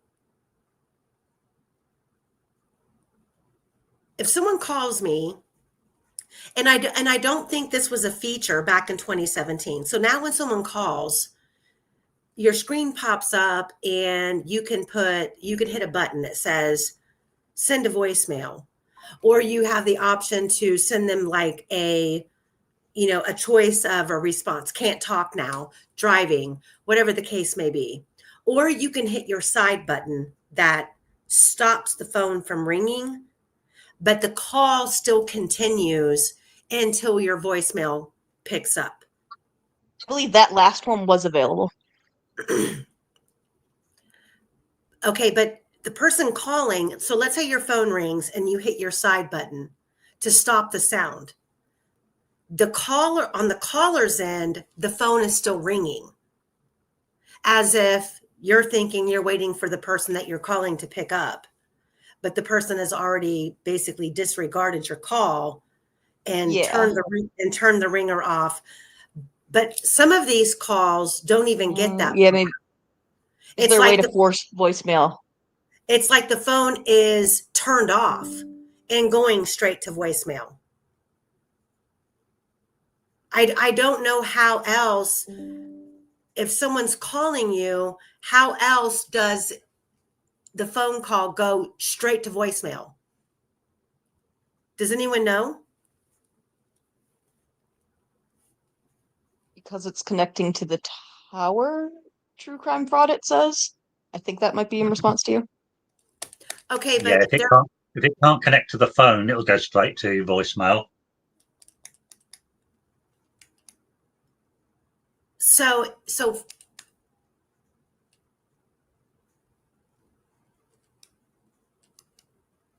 but then how are these pings coming through? I guess the other question, right? Because they need a tower. Right. Like I'm trying to understand like why there is such a difference in these phone calls that are coming in, not just phone calls, but FaceTime calls. FaceTime calls, I would think, require more. I mean, like I can FaceTime my daughter. Me and my kids FaceTime like every day. I believe FaceTime you can do through like the Apple connection type thing, whatever it is. I know, I don't use Apple phones. But even then, so like I can FaceTime with my kids, and if I have a bad connection, the FaceTime call literally like turns into a phone call. Like there's no video available. It will say bad connection, or the screen goes black, but we can still hear each other like we're on speaker call. But I mean, everyone has to remember that really technically up until like 5:45, when this audio output cord is inserted into Libby's phone, her phone is still communicating. I mean, we have messages coming in. We have phone calls coming in. What's the, I guess what I'm gonna look at after the stream, maybe I can look at during, is just how how soon after that or before that did the tower pings register? Because that would be interesting to know. Well, they don't start. Hold on. I can answer that right now.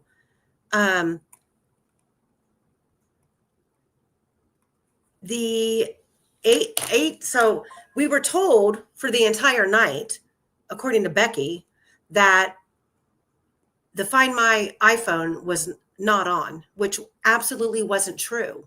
It was on. And hold on.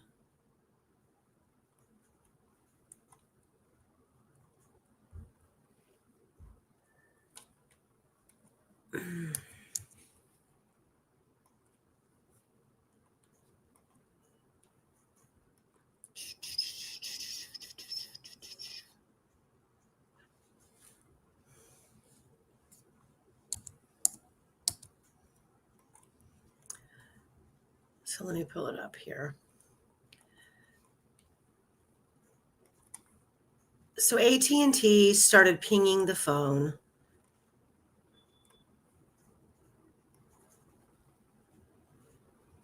It looks like at, let's see.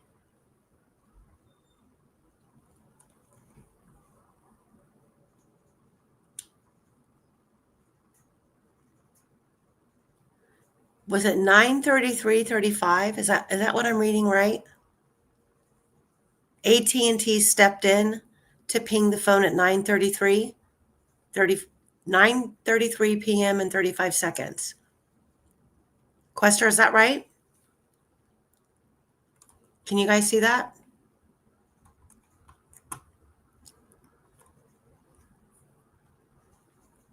You're in the GPS or the coordinates document. Is that what you're looking at? I thought I have this is the AT&T, the historical precision location information. Sorry. Yeah, okay, yeah, that's the one I'm seeing right now. So that's all. I just want to make sure that I was seeing the run you were actually reading from. So AT&T didn't start pinging the phone until 9:33:35. But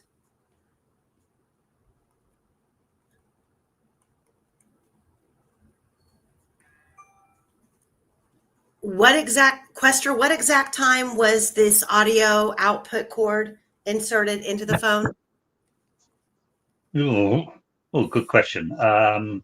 Isn't it like 5:40 something? I'm sure somebody in chat knows. I don't know off the top of my head. So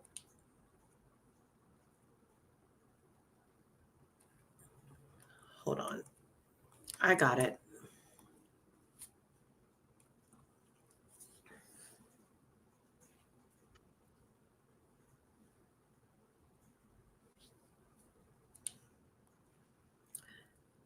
So that started at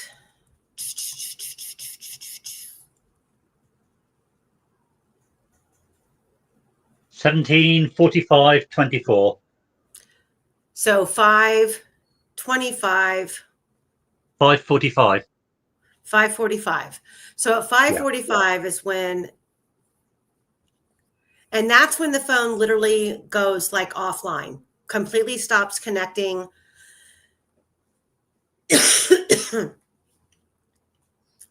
And at some point, That only happened really briefly because it comes back, doesn't it? well, that's a major question because we just don't know, because there is information traveling into the phone and out from the phone, yet the phone's not responding in any way as far as to the tower or to find my iPhone or anything. So are these wall files, or are the like being saved up, or is it Well, happening the then? problem Because if is, it's happening then, oh, sorry. Cecil in his deposition said that he doesn't believe it ever turned off. Yeah, he did say that. He doesn't believe that Libby's phone ever turned off. There's no power down. There's no turning off. He doesn't believe the phone ever died. And that's just so, with all of the activity on the phone. I mean, even before the audio output jack is inserted into the phone, whatever that was. I know that some people think it was headphones. Some people think it was inserted into a car jack and a phone. I mean, if you guys want to get down and dirty, it even could be, with Ron Logan's house being right there. And if you believe Reese Davis's story that the girls were taken there, the phone could have been the phone could have been plugged into iTunes if Ron Logan only had HP devices, because an Apple syncs perfectly with a Mac, which a Mac is a higher end line of a computer. But in order to download software off of an iPhone onto any other type of computer, you would have to go through iTunes.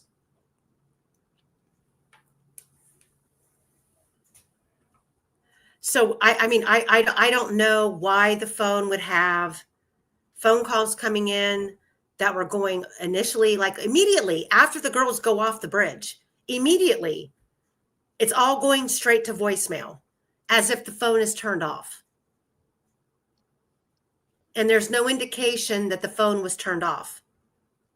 And then later on in the night, the phone rings until voicemail picks up. I don't have an answer for that. Shabug says she finds it very interesting that Ron Logan received a text / made a call around 10:45 that night, around the same time the phone leaves the vicinity of Patrick Westfall's house, which, granted, it's not the vicinity, it's a very large range, but it's right by his house. The centric radius of it, like a heads up that they were coming back, Yeah. Ron's phone, we did don't know it was Reese Ron. Criminal Network seems to think that Reese Davis knew Ron Logan well. I don't think that's completely true. They were in prison together, and that's the extent. That's the extent that we know. I mean, all of you have heard the interviews that we did here. I gave Reese free range to talk about the information that he had, and that's what we have to go on. The phone is attached to the iPad. Streets of Bakersfield. Good question. Initially, we were told that it was, and then we find out through Cecil's deposition that the iPad itself had maybe I'm wrong, but I took it that the iPad that Libby had a different passcode, and they had a hard time getting into it. Because it was everybody's understanding that Kelsey had the passwords for Abby or for Libby's stuff for everything. They were able to get into the phone immediately. But then we find out that the way that they had to access the iPad was through a separate route. And by that point, there were things on Libby's accounts that were deleted.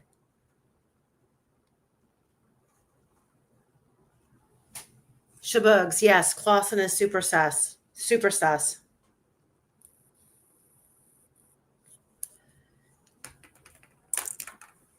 The other thing was Cecil reckoned that the iPad belonged to the parents, not to Libby. That would make sense why she doesn't have like a fingerprint password thing to it, I guess, maybe, but that would not make sense why they wouldn't have access to it. Sorry, say again? Yo-Yo, I'm going to make this PDF. If we get through it today, I'm going to make it accessible to everybody. I made this PDF available to everybody last week, but since the Cecil deposition came out, we had to make updates. So this PDF that we're going over right now reflects those updates. No, she did have. So Becky Patty said that throughout the evening that the Find My iPhone app wasn't on. But once the phone was recovered from the crime scene, we found out that it was on the entire time.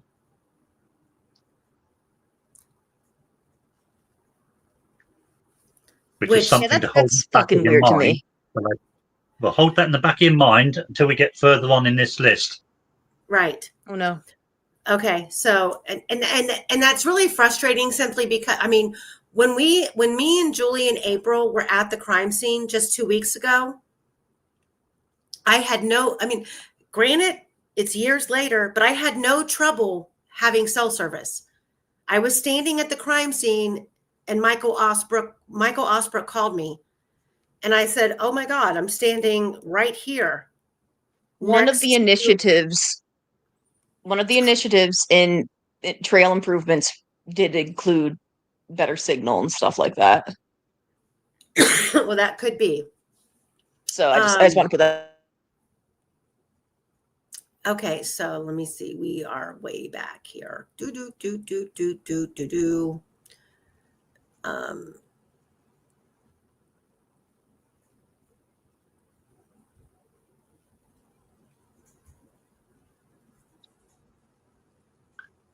Okay, so now we are at 1951. This is 1951. That's 6 p.m., correct? 6:51 p.m. Converting military time. Hello? Just take 12 off it. Huh? Just take 12 off the first number. Okay. No, that's not right.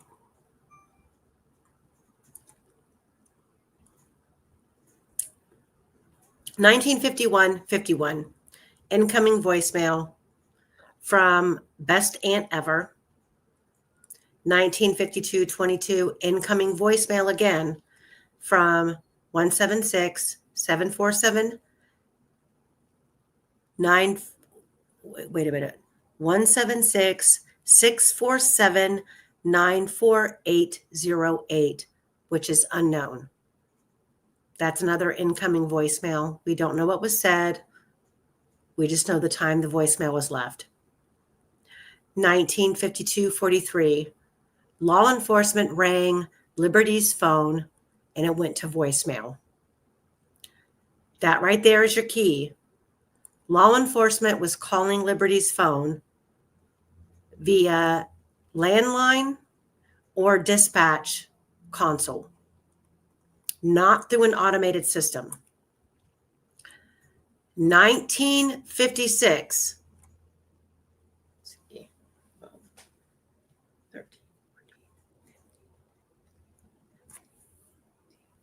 This is 7:56. This is almost 8 o'clock p.m. Cell site or timing advance estimate with the geolocation, source of radius data. There was a text from Ron Logan's phone using Wi-Fi location center point. The radius estimate was approximately 3 to 1,500 yards. 5,400 yards. The Ron Logan search warrant narrowed this down to approximately 466 yards from 5858 West, 300 North Delphi. Law enforcement stated the tower data shows that Logan's cell phone was in the Delphi area, in the area of the Monon High Bridge. The initial exam of this analysis indicates Logan's phone was likely outside of his residence and in proximity of where Liberty German and Abby Williams' bodies were located. Okay, so let's just be jerks for a moment. 466 yards from 5858 West, 300 North. Let's go there. Hold on. Like just under 5 football fields, guys. Let's go there.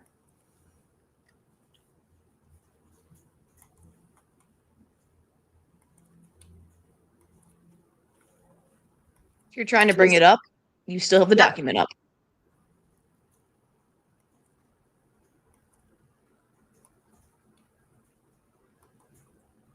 Okay, can you see my screen? Yeah, now I. Okay. Oh, we're going to go to Ron Logan's house.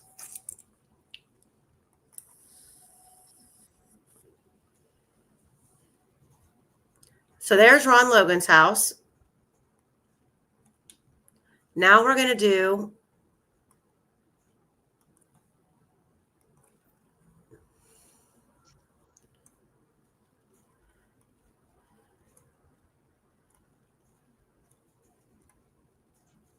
$466 yards.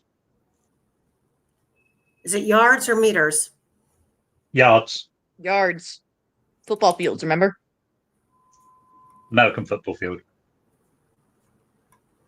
Fuck off, question. Approximately 425 meters. Okay, so this distance from here is only 466 you're looking for.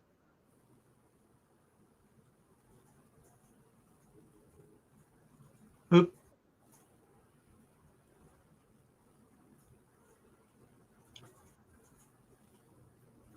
What are we doing, guys? Come on. There's 466 yards. God. What are we even doing? This would be funny if it wasn't so sad. It's just a coincidence, honest, Gov. Oh my God. It fits like a fucking glove. Come on, that's kind of crazy. Isn't it?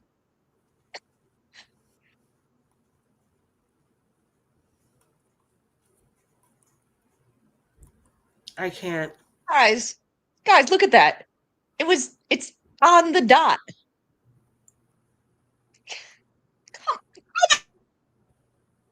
I can't.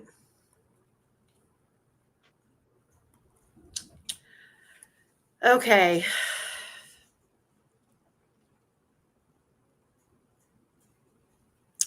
So where were we? That's that. And it all goes quiet. Yeah, I mean. Well, I'm screaming, but the mic is muted.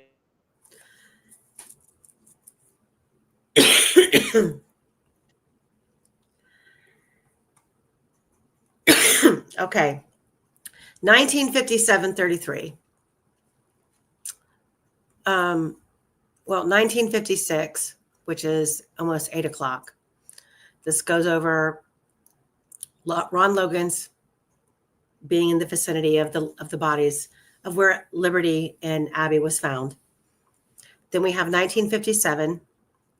A audio file is left from a voicemail from 176-647-9408, unknown. 1957-33, which is 8:57:33. another audio file, incoming voicemail from Chris Bridge, which is the maternal grandmother.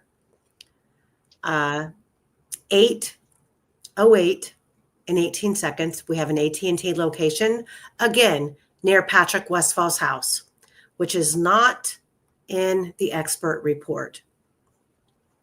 Then we have an 8:09 and 48 seconds, incoming voicemail from Chris Bridge again.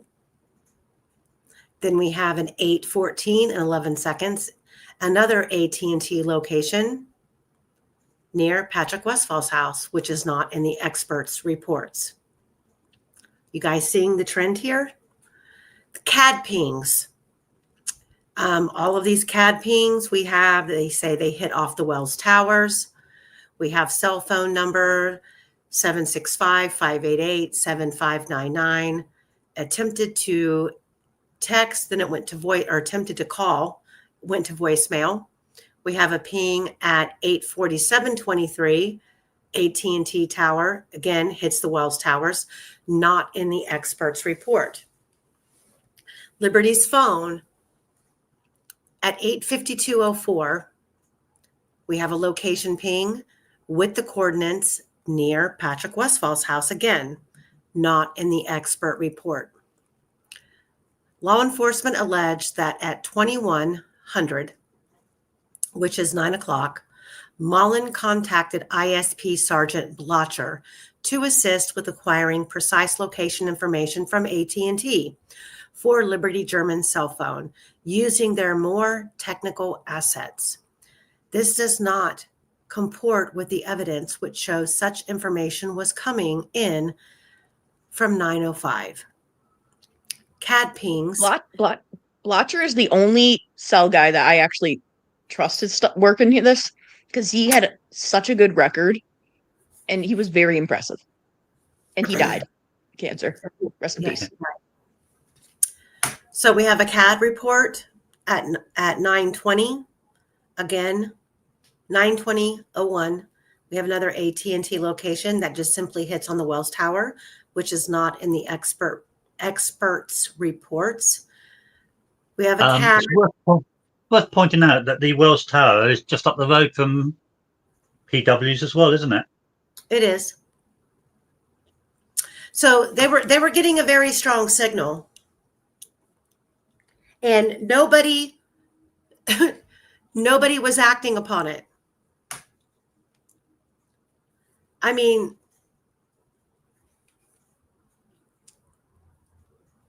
oh, this is so frustrating. 9:21:05 and 50 seconds. Another hit at the Wells Tower, not in the experts report. Liberty's phone, AT&T location, again, near Patrick Westfall's house, not in the expert report. CAD, 9:20:01, AT&T again, not in the experts report. Then we have at 9:20:43 seconds, incoming voicemail from 574-581-0788. Law enforcement left message on voicemail. Message is not disclosed. We have pings at 9 o'clock, 9:15, 9:30, and 9:45. Cell site or timing advanced estimate. Source of radius data, cell tower from the AT&T radius, again, near Patrick Westfall's house, not in the expert reports. It's interesting, that, isn't it? Mm-hmm. A whole wad of stuff there with Patrick Westfall's, and none of it's in the experts' reports. It's a coincidence, isn't it? It's not, at this point, it's to me, it's not a coincidence at all. It's intentional. The stuff that's left out, the stuff that the public is entitled to know, God damn, it's in the family members. And at this point, I have to ask, does it matter to the family members? The Patties, Anna Williams, does any of this even matter? And I don't know where Carrie stands on all of this, but she should have a podium in front of her with a microphone, screaming, this bullshit that her child went through and that this corrupt community basically covered up. And she would have an army of people behind her. I don't know what, like, why. I mean, none of us have ever met. None of us have ever met Abby and Libby. And it bothers me every single night when I lay down to go to sleep, wanting to know what I can do to help solve what really happened to them. So frustrating.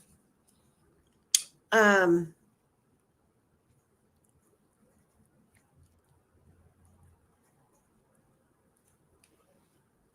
me see, where am I at? Law enforcement again. I just want to say, oh, no, you can go. I'm sorry. No, go ahead. Go ahead. I just want to say, look, if we ever want Carrie to join us or, in something like that, or speak out or, against kind of, the grain, then we have to approach her with kindness and we have to approach her with understanding. And because it's really important. Like, I know that some people may have had interactions, some people with her, some people may assume, certain things by her silence, but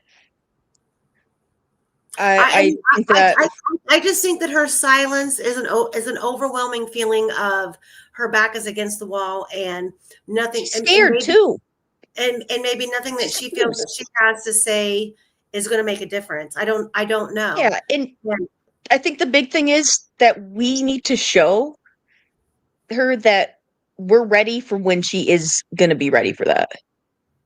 I think, and I hope that's soon. I hope it's soon, because we are on the precipice of this case. We are in the middle of, and it for me personally, it's two separate columns. First and foremost, it's for Abby and Libby,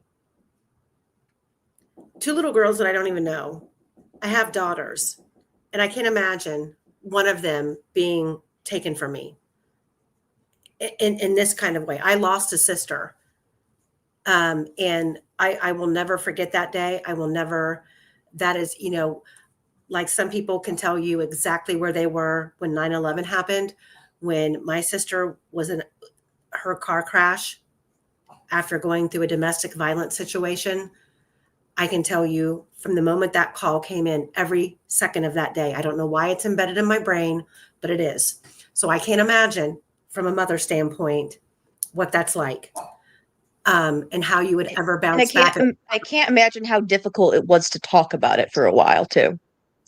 Right. Knowing that she's on the outskirts looking in. When you look at the Patties and what they've been able to control in this narrative and the community, and I'm sure she's second guessing everything that she did too. And that's hard.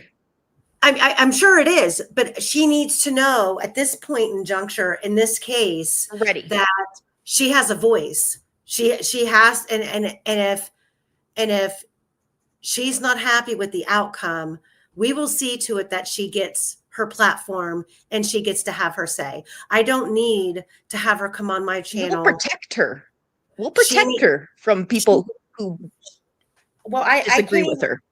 It's not even a matter of disagreeing with her, but I don't know what she's been through. I don't know where, I don't know the ins and outs of how she's been treated. I mean, we do know publicly, but we don't know privately the things that have gone on. And it's going to be her choice. It's going to be her choice. Yeah. We're not owed that, but the thing is, we got to leave that door open, and it is a group effort, a community effort, if we want to make that a reality. Is all I'm trying to say. I just want her to know that she has a platform to come on and say. She could come on here on this channel and say, Amy, shut the fuck up. I think we got the right guy. And just tell us why. And if she has something else to say, I would give her that platform because I feel that after all that's been said and done, she deserves that. But I don't. I am just heartbroken in the fact that we see all of this corruption and all of this evidence manipulated and hidden in a case such as this, where it should be so transparent. We got the right guy. This is why we got the right guy, and we're going to lay it all out for you. We're seeing the exact opposite in this case. It's manipulation, it's piecemealed, it's cherry picked, and we are having to argue and fight tooth and nail to where I'm having to pack up my car and drive all the way to Indiana to walk into the clerk's office to ask for information that should have already been made available months prior, to walk away. And mind you, it was only $38, $1 a page, but for 38 pages of blank sheets of paper. That's what I was handed. And that's supposed to be okay? That's not what our justice system is supposed to stand for. Not at all. And this county, this law enforcement, these people involved, Nick McClelland, yes, I'm calling you out. You know damn well what you have done in this case and who you're protecting. I firmly believe that law enforcement knows who committed this crime, why this crime was committed, and how it was covered up. I just want to say one thing when you just mentioned McClelland. I promise I'll stop being off track. But this is something I was talking to someone, and I just want you guys to know that it's not law. There's a lot of people in law enforcement who actually want shit to be more transparent. This is on McClelland and Gull. All the decisions to not let you see stuff, it is them. They are the ones with the power. Law enforcement does not. So, like, we can be pissed at the investigation. We can question every part of it. We can say, seriously, you screwed up. How dare all that stuff? How dare you treat Richard Allen like this? They are the snakehead of the situation, but they are not They are not the gatekeepers of the documents. Is all I'm saying. Like, that's just not how it's working. There's like if look at Jody Williams. Okay, she has a constitution. She has a job to do, and as a court reporter and working in the judge's office, she's under certain obligations. However, ethically, if let's just say the truth is exposed, and would she be complicit, or would she be the whistleblower? She would be considered complicit. Yeah, because she's withholding, right? But she all I'm saying is she knows what the laws are. She knows what the laws are. She knows what the Indiana Code says and what's supposed to be made available. She's taking her instructions from her boss, Judge Gall. Ethical or unethical, she knows what the laws are and what the code says. Now, she can, up until there is some sort of retribution and a legal channel that challenges that, she can hide behind Judge Gall and say, well, I was just doing what I was told. Okay, but ethically, she knows what she's doing is wrong. The games that she's playing with these documents is wrong. I just want to say, though, that I can't name names, but there are people who have pressed McClelland, who have literally tried to work him before trial to get this thing televised. People in law enforcement, on the investigation, there are people who did that. So it's about knowing, I guess, who the gatekeepers are, who actually has the key too. It's easy to blame certain people, but sometimes we're blaming the wrong people is all I'm saying. Well, do you really think that Nick McClelland wanted the trial to be televised? No, I'm saying he absolutely didn't. I'm saying that there were people who were trying to talk to him to get him to convince Gull to have it televised. Well, we know that. And there's a Yeah, reason no, why. I'm saying these people, I'm saying a lot of these people, some of these people were involved in the investigation as law enforcement because they have an interest in a lot of them are like, I want this to be transparent so that people stop fucking questioning this. But then, well, so it didn't help them. But yeah, they're not helping themselves at all. 100%. no, It's a lot of contradictions. And if they would go above board and speak out against the wall of those in charge, they would be out of a job. 100%. They would be out of a job. Yes. So But it's just something to keep in mind, guys. That's all. Okay, I'm going to keep going. So let me see here. We've already been on here for 4 o'clock. I have sorry, to I'm sidetracking you. Yeah, no, it's okay. This is probably going to be a part 5. We're still not to the good shit yet. Quester's he's drinking a hot latte and saying, "Bitches, shut up." Would I say a thing like that? Say it much more eloquently. Okay, so let's see. All we have now going on is we have CAD, we have Liberty's phone. We have CAD, we have Liberty's phone. More of the same. AT&T location pings. We have incoming voicemails, messages not disclosed. All of the geolocations still have us at 21:29 and 20 seconds and 21:45 and 6 seconds, still near Patrick Westfall's house. Problem. Law enforcement alleged that approximately 21:30, Blocher contacted AT&T. This is the 9:30 at night. Blocher contacted AT&T and asked AT&T to ping Liberty's phone. Clearly, they were already pinging. The pings came in from AT&T every 15 minutes, showing the longitude and latitude of the phone with a radius estimate and source of the data. This does not fit the evidence, which shows pings coming in from 1905. Exactly. The pings had already started. AT&T was already attempting to track the phone. CAD report, ping 21:55, 24 seconds.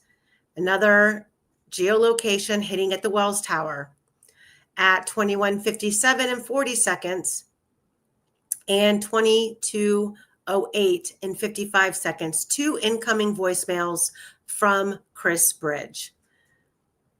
Cell site timing advance estimate, source of radius data, cell tower data from AT&T, approximately 3 to 5,400 yards. Result, no response. Ron Logan enters the picture again at 22:16. Cell site or timing advance estimate. Source of radius data is a text message by Ron Logan's cell phone. Wi-Fi location center point approximately 466 yards from 5858 West, 300 North again. So 22:16, he was out there initially at 19:56. He's still out there at 22:16. It's 2 hours, y'all. Almost 2 hours that his phone is pinging basically at the crime scene. Worth noting that it said Wi-Fi location center point, which would sort of indicate that the crime scene was in Wi-Fi range. Wi-Fi range for him because he was connected to the Wi-Fi, which is odd. Yeah, that's impressive, actually. Yes, it's odd because outside of 300 feet, from a residential property, you should have a really hard time staying connected to the Wi-Fi. Unless you've got a booster, a really good, decent booster could take you to 1,000 yards. And a farmer. I mean, the other thing I'm thinking about is he's up higher than the crime scene, so maybe there's less interference in terms of like topography. I don't know. Well, the trees would cut the range down significantly, but if he's got one of the super duper boosters that goes to 1,000, cut it in half, you can still get there. Yeah, but this is Ron Logan. I don't know if he would. Ron Logan is a lot more savvier than he leads on to believe. And if you believe the rumors, and you believe I mean, Jesus Christ, there were 2 search warrants served at his property shortly after the murders. He had enough guns to fill up a freaking van. He took his computers to a local computer store to have them wiped clean. And an employee at the computer store claimed that he had CSAM on his computer. What? Yes. Yes. Where's this? I don't remember this. Yeah, well, you got to move in certain circles. It happened. Okay, never mind. And then anyone who has a large space of land would more than likely have one of those boosters for when they're outside. I've got a large space of land. My Nana had a large space. She had thousands of acres. She didn't have a booster. Sorry, buddy. You should have a booster. Save you a fortune. She should, but she's a beet farmer. There's a lot of people that Ron Logan was in communication with on the nefarious level, that it would make sense that he's a lot more. I mean, put it like this. I mean, we read the first initial search warrant on his property, where law enforcement notated that when they got there, his first response was, "Why did it take you so long to serve this warrant? Why are you serving it on a Saturday?" As if this was, not a new thing for him. And 2, that he pulls out a flip phone because he had just gone to an auction the day before and purchased farm animals. And he was trying to get a hold of his son to have his son come and take care of the animals because he was going to be detained. And the officer notated that he pulled out a flip phone from his pocket to make these phone calls while an Apple IV cell phone was laying on his kitchen table. An Apple IV is probably using it as a chopping board. An Apple iPhone 4. Good grief. Wait. It's in the document. I've read it on here. Yeah, I remember that. I'm giggling at Quester. So you guys are going to hate me, but I have to go. I have done it again. It is. I've been on it. We've been on here for 3 hours and 42 minutes. And how far did we get? Did we at least get through a page? Yeah, we only have we got through a lot. We only have a page. We have 2 pages left, which will give us enough material for next Monday. We might get it done in a week. Yeah.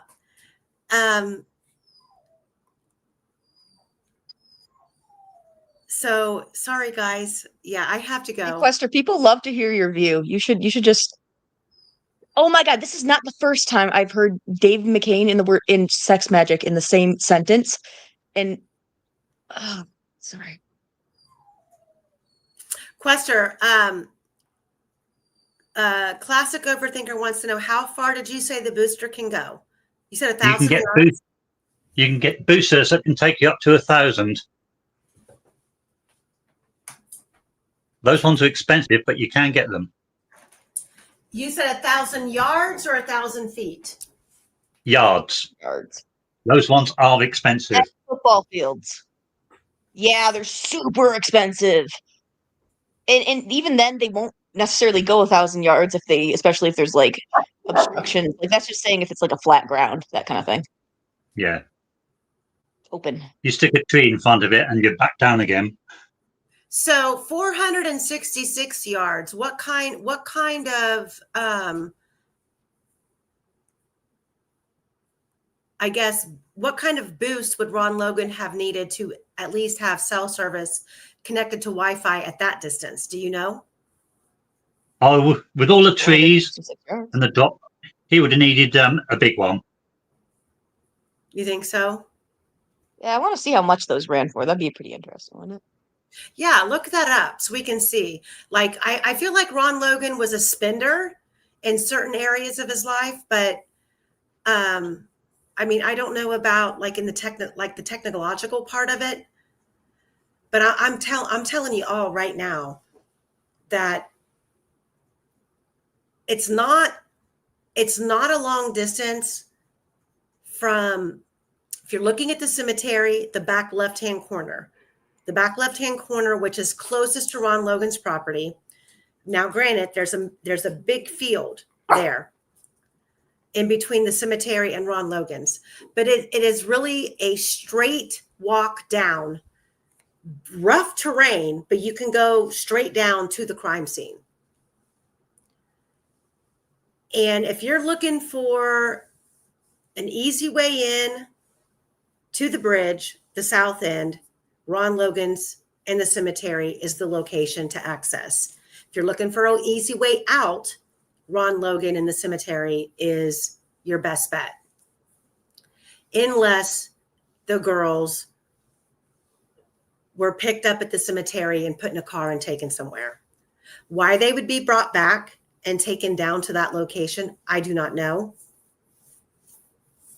But somebody knows. In the words of Doug Carter, who I want to pinch his head right off his shoulders, law enforcement knows. Law enforcement knows who did this, and it wasn't Rick Allen. Someday you'll know what we know. Dung Carter, yeah. So for now, guys, I work tomorrow. So I work Wednesday, Thursday, Friday. And depending on what I have going on this weekend, maybe I can get Quester and Fungi over the weekend to finish this.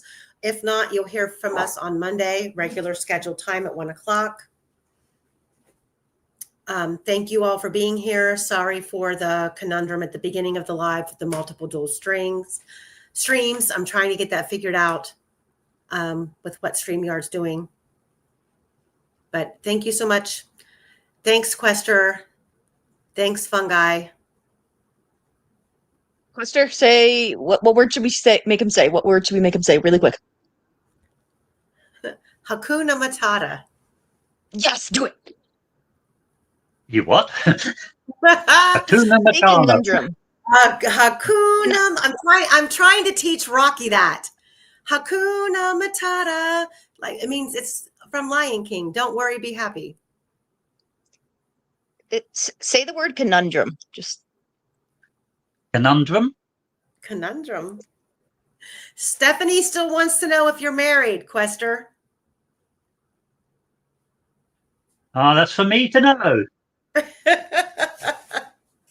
Stay tuned. Oh, that kind of sounds like he's open. That kind of sounds like he's available. I keep shooting your shot. I'll ask my wife what she says. Oh, there it is. Oh, you stinker. All right, guys. I love you. I'll see you later. Hit the like, subscribe, and share, please. Leave your questions on the replay crew. We will definitely answer them. Big J, I haven't heard from you for a minute. Get with me so I can make sure you're okay. All right, guys. Bye. Bye. Bye.